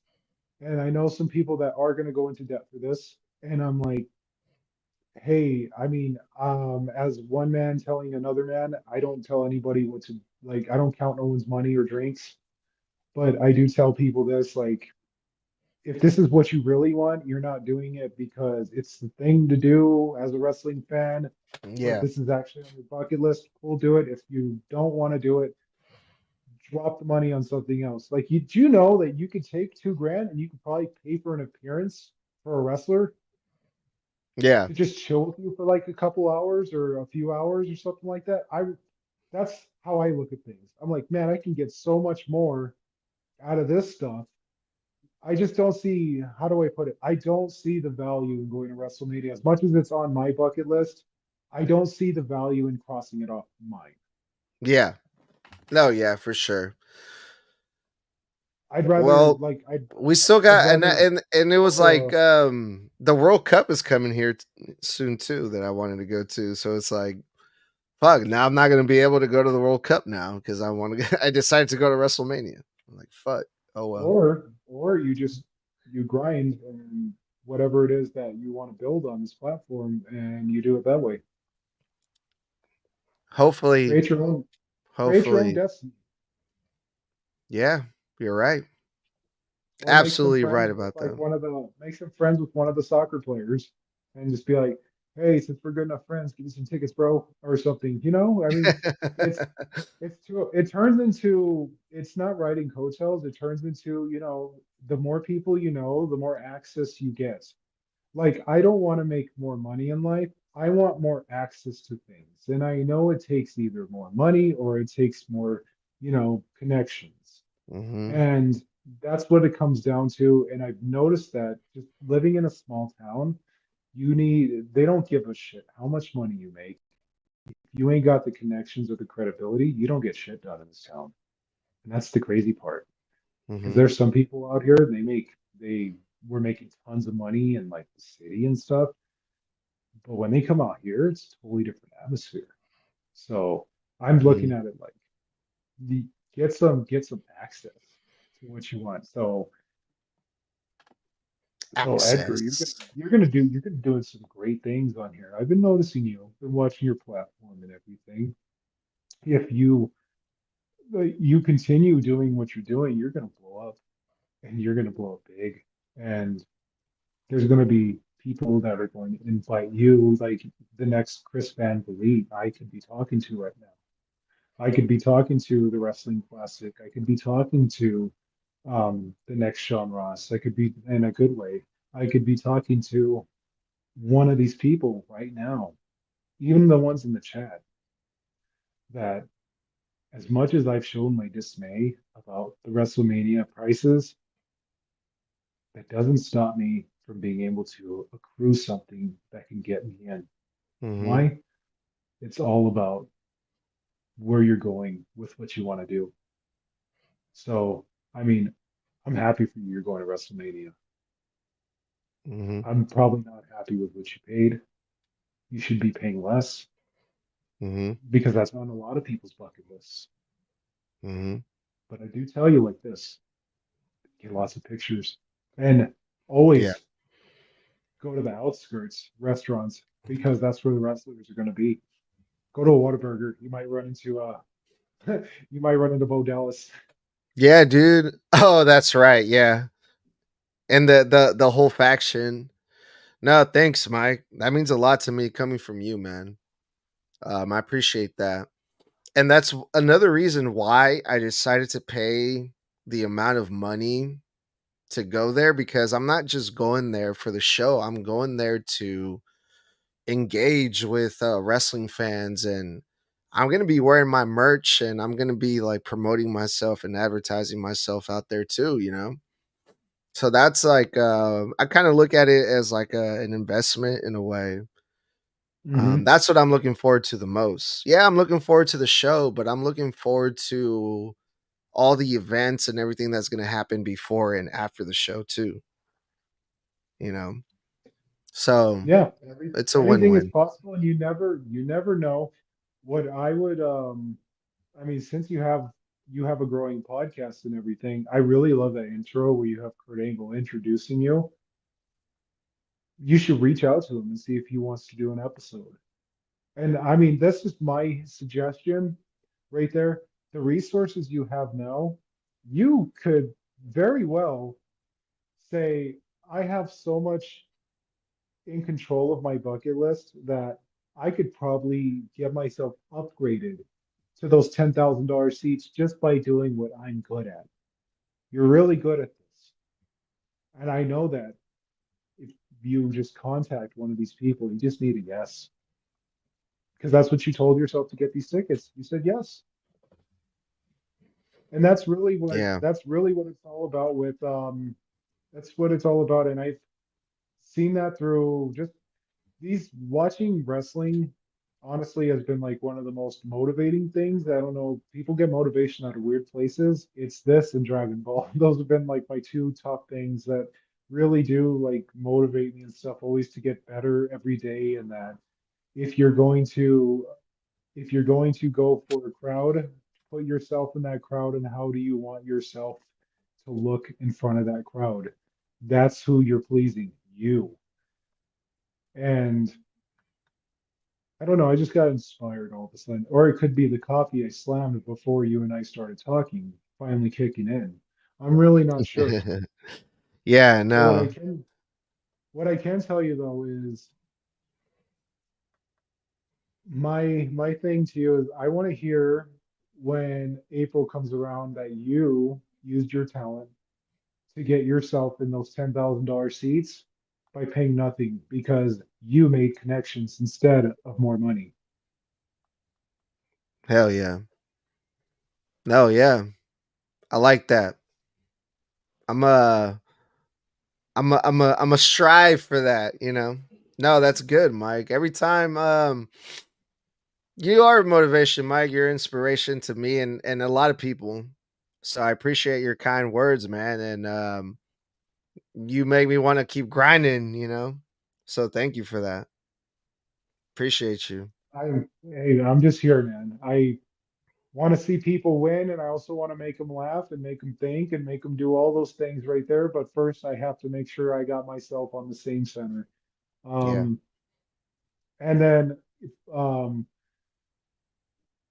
and for everyone who's still watching, I appreciate you all sitting here and watching Snug Wrestling. All the loyal ones, all the new ones. It don't matter. You're here now. You're almost at the end of the year. What do you want to do? How do you want to end it? Who are you going to go call? Who are you going to talk to? Who are you going to get a yes from? When are you going to tell yourself yes? It's great stuff when you can do all of that. And don't do it because me, the guy you don't know on the internet, told you to do it or anything like that. Do it because you know it's the best thing that you can ask of yourself is what more can you do by the end of the year? And don't let any outside sources of division or something like that tell you otherwise. It doesn't matter who's on what side right there. And because I know that the 5th is going to be a very important day for those of you that hold that day of importance right there. But for everyone else, focus on what you can control, just like Edgar here did. Edgar got WrestleMania tickets. That's his vacation right there. That's absolutely awesome. The more I talk about it, the more emphasis I put on it. He did that because he can control it. That's what he wants to do. When you Hmm. focus on things outside of you, it makes no sense when you start doing things based off of those things right there. Because once you focus on yourself, you'll draw in the right things, the right results, the right people, the right everything. And yes, we went from talking about wrestling to getting real deep right here because that's how deep of a reach I have with wrestling in my heart right there. Because I used to, all the people that I watch wrestling with, they're dead. They're gone. They're not here anymore. It's just me only. So it's so cool when I hear people online saying, I'm going to WrestleMania. I'll never tell anybody any hate, like anything hateful because they like something opposite. Whether someone likes AEW, yeah, I'm gonna clown on it a little bit because it's funny. It's funny to clown on it, but that's how I grew up. We're not clowning on your stuff or you. We don't like you. That's where Yeah. I come from. And you got people that like TNA. You got people that like what's the other one? Gorilla Pro Wrestling. That's the one Jacob Fatu came from. You got other people that don't like the new wrestling. You got other people that love the new wrestling. You got people that, and I always believe that wrestling is the most diverse thing around, is the most diverse crowd of people. And there's also some people that I do talk to that I'm like, I thank God that I don't watch wrestling with you because you are not that person that I would want, I desire to watch this with. You are crazy, negative, or something like that. I'm like, no, I'm good.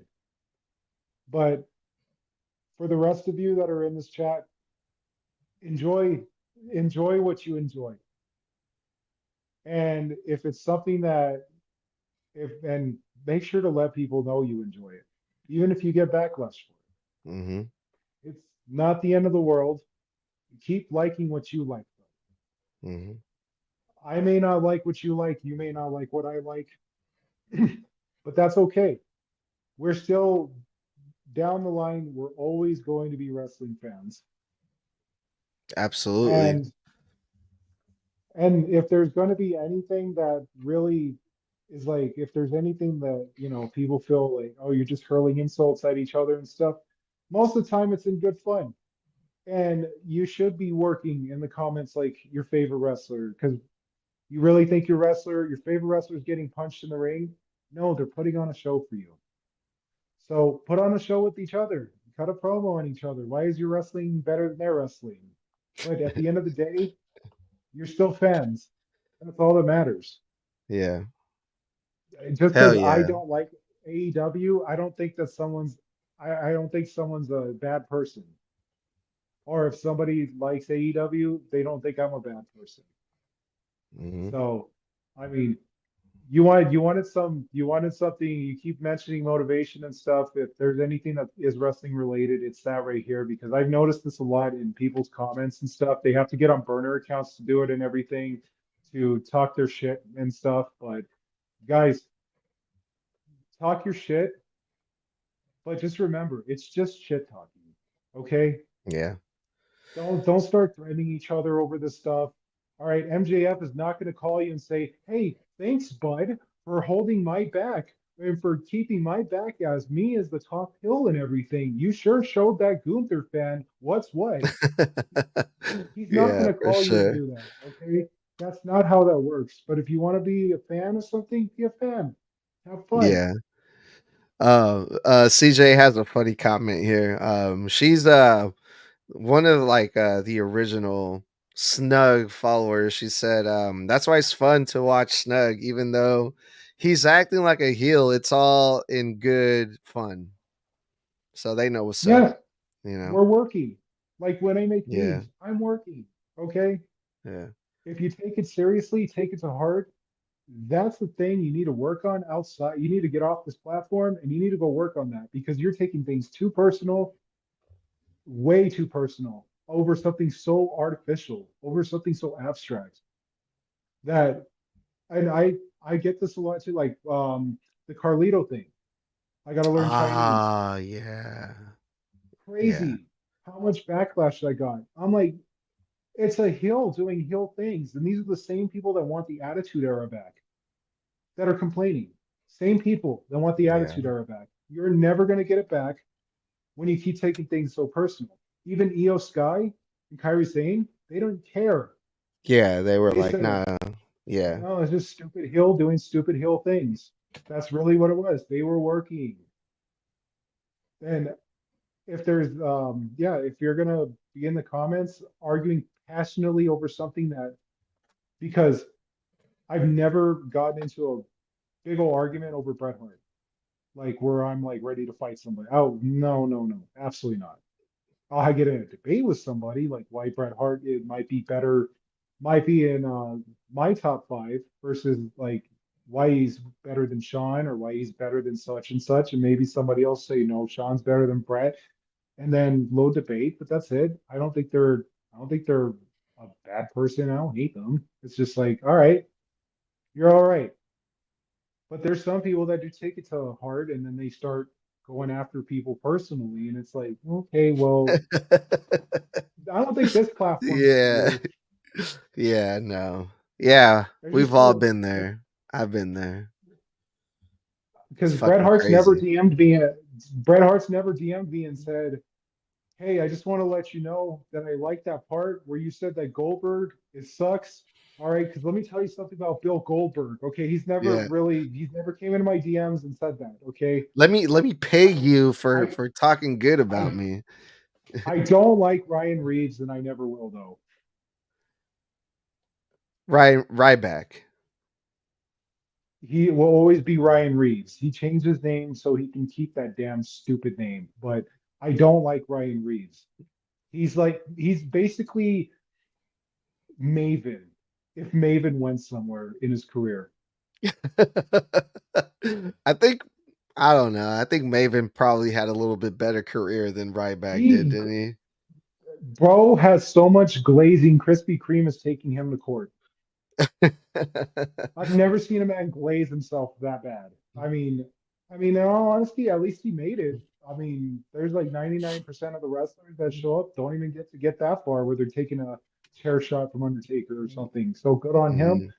Mm, Um, I think one of the coolest interactions I've had with wrestlers this week is probably, over the last week, is Mark Jindrak. Mark yeah. Jindrak started commenting on one of my videos, and I was asking him things. And it's so cool what happened when they didn't use him and they put Batista in his place. It's so crazy how everything unfolded because if they never got rid of Jindrak, we would have never had Batista the way we were presented with him. Yeah, he was kind of boring and he was just overhyped a lot just because of how big he was. But you know what they say, Vince McMahon likes big sweaty men, as what culture used to say back in the day. And it would have never happened if they would have kept Jindrak. And maybe Orton would have never came into his own when he did, because Jindrak and him were just too immature together and they were doing all sorts of BS that they shouldn't have been doing. That was Mhm. Jindrak's words, not mine. He's the one that told me that in the comments. And it's so cool that he ended up like taking over, like doing really good in the lucha circuit down in Mexico. But his words, 1,000,000 pesos is different from $1,000,000. Yeah, big difference. Holy shit. Mike, Nostalgia November, November Nostalgia. Are you going to be a part of it? And if you I, are, would- what I are you would love trying to to be a go part of it. over? I would love to be a part of it. We could talk about, who started the Attitude Era. I love that debate. It's one of my favorite debates of all time. And I'm sure, chat, if you're paying attention, pay attention to the date that I'm going to be on because I want you all to debate with me on this one. Because who really started the Attitude Era is crazy because there's multiple wrestlers. You got some saying Sean did. You got some saying Brett did. You got some saying Brian Pillman did. You got some saying that there's that very small percentile that said that Jerry Lawler started it. And it's crazy because there's a lot of angles coming in on that answer. Like who started the Attitude Era? It goes all the way back to Diesel as well, when Diesel started like punking Vince McMahon on camera before he left to Yeah. WCW. Yeah. I'm gonna hold you up to it, all right? We're gonna have to schedule some time this month for you to come back on the show, and we can definitely debate that. We can talk about that. Um, Mike, thank you so much for being on the show. Every time I have you on, man, I feel like I can talk to you for hours and hours, man. You always make me want to talk about a lot of personal stuff more than I should, but thank you for for your kind words, your motivation, your inspiration, and for coming on to the show. We were supposed to talk about Crown Jewel. We kind of did a little bit, but we ended up talking We about a did. lot of other real We, shit, you know? I mean, we did. Crown Jewel sucked. All right, it 6 out of 6. I don't know if I had to give a mark ass rating, 6 out of 10. All right, it wasn't great. It was a Mickey Mouse ass pay-per-view, or PLE as they call it, and it really meant nothing. It didn't further really much storyline. It probably wrote off one or two people. A couple people lost when they shouldn't be losing. They shouldn't even be a part of that match. Some of them looked impromptu. That whole event right there, as a whole, showed me why Saudi Arabia doesn't deserve a WrestleMania yet, as well. Frankly, because there's just, oh, you have all these shows, give us WrestleMania. You're not getting WrestleMania. Treat the women a little bit better, and then we'll talk. Especially the final nail in the coffin, and I'll share this with you because I know you're probably got to go and everything, but when they didn't shake Liv Morgan's hand at the end of the show, that right there pissed me off. Yeah, That I made me saw so that. I mad. noticed that. I'm They all were like avoiding her like she had the plague or something like that. And I'm sitting there like, this is why you're not getting a WrestleMania because you don't respect everyone like that. Yeah, I I know it's did the notice fighter that. Yeah. beliefs, it's fighter beliefs and everything. I'm not trying to be prejudiced or I'm not trying to be racist or anything like that because I'm not. It's turning into a respect thing. You don't respect the talent. You have to respect all of the talent if you want all of the talent to be brought to your doorstep. Yeah, I saw that. Yeah, every time Liv Morgan would just walk around, the guys from Saudi Arabia would like completely just try to stay away from her completely. Someone pointed that out to me and I was like, "Oh shit, that's right. They're just, you know, being really weird or whatever." But yeah, I mean, that's the whole thing with the outfits, the all the women being covered up and stuff like that. I noticed that too. Whenever WWE, like the cameraman, would get some of the women on camera, all the women would just, like hide their faces. Oh, we can't show our faces on camera. And that really does Um, tell you that the wrestling fans are all diverse because that's different. There's a difference in every single country that they go to. Like the way that the shows in Japan were. The shows in Japan, they're very they're very conservative on how they chant or how they cheer or anything like that. For those of you that aren't familiar with that, watch NJPW or watch Pro Wrestling Noah.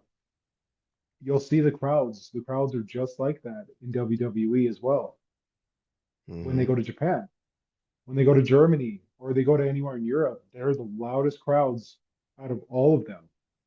So mhm. there's always going to be a difference no matter where they are. And that's what it shows me right there. But the difference is between that area and everywhere else is everyone got treated with respect. You Mhm. always respect the talent. And on top of that, the only fans that I don't like that I consider bad people are the ones that jump the stage or the ones that harass the wrestlers or the ones that get into people's personal lives. Like whoever like got into Dominic's shit to the point where he had to go into like telling everyone that he's actually married, wife, and shame on them. It's like shame on them. They're working. Don't do that. Mhm. Leave the talent alone. This is the reason why the talent is so standoffish when they meet fans these days, especially the dickheads that are at the airports camping them out so they can get autographs so they can go sell shit on Google or not Mhm. Google, eBay. Sorry, I'm like, but there's a couple Yeah. things I am passionate about with wrestling, and that's one of them. It's like fans don't do this. I really hope the next person that jumps the stands, they really give you what they wish they could. Yeah. And if you don't believe me, watch the ones that did it in the 90s and you'll see how they were dealt with. Like the guy that jumped the stands to go attack Austin. Here comes Triple H slamming him, beating the shit out of him. Mike Chioda giving him the shoes too. And then on his way out of the Soccer ring, kicking Triple them. H that yeah, on his way out, Triple H giving him that last punch, take that with you type thing right there. So those are the only fans I can't stand. It's like, don't do that. You're ruining it for the rest of us.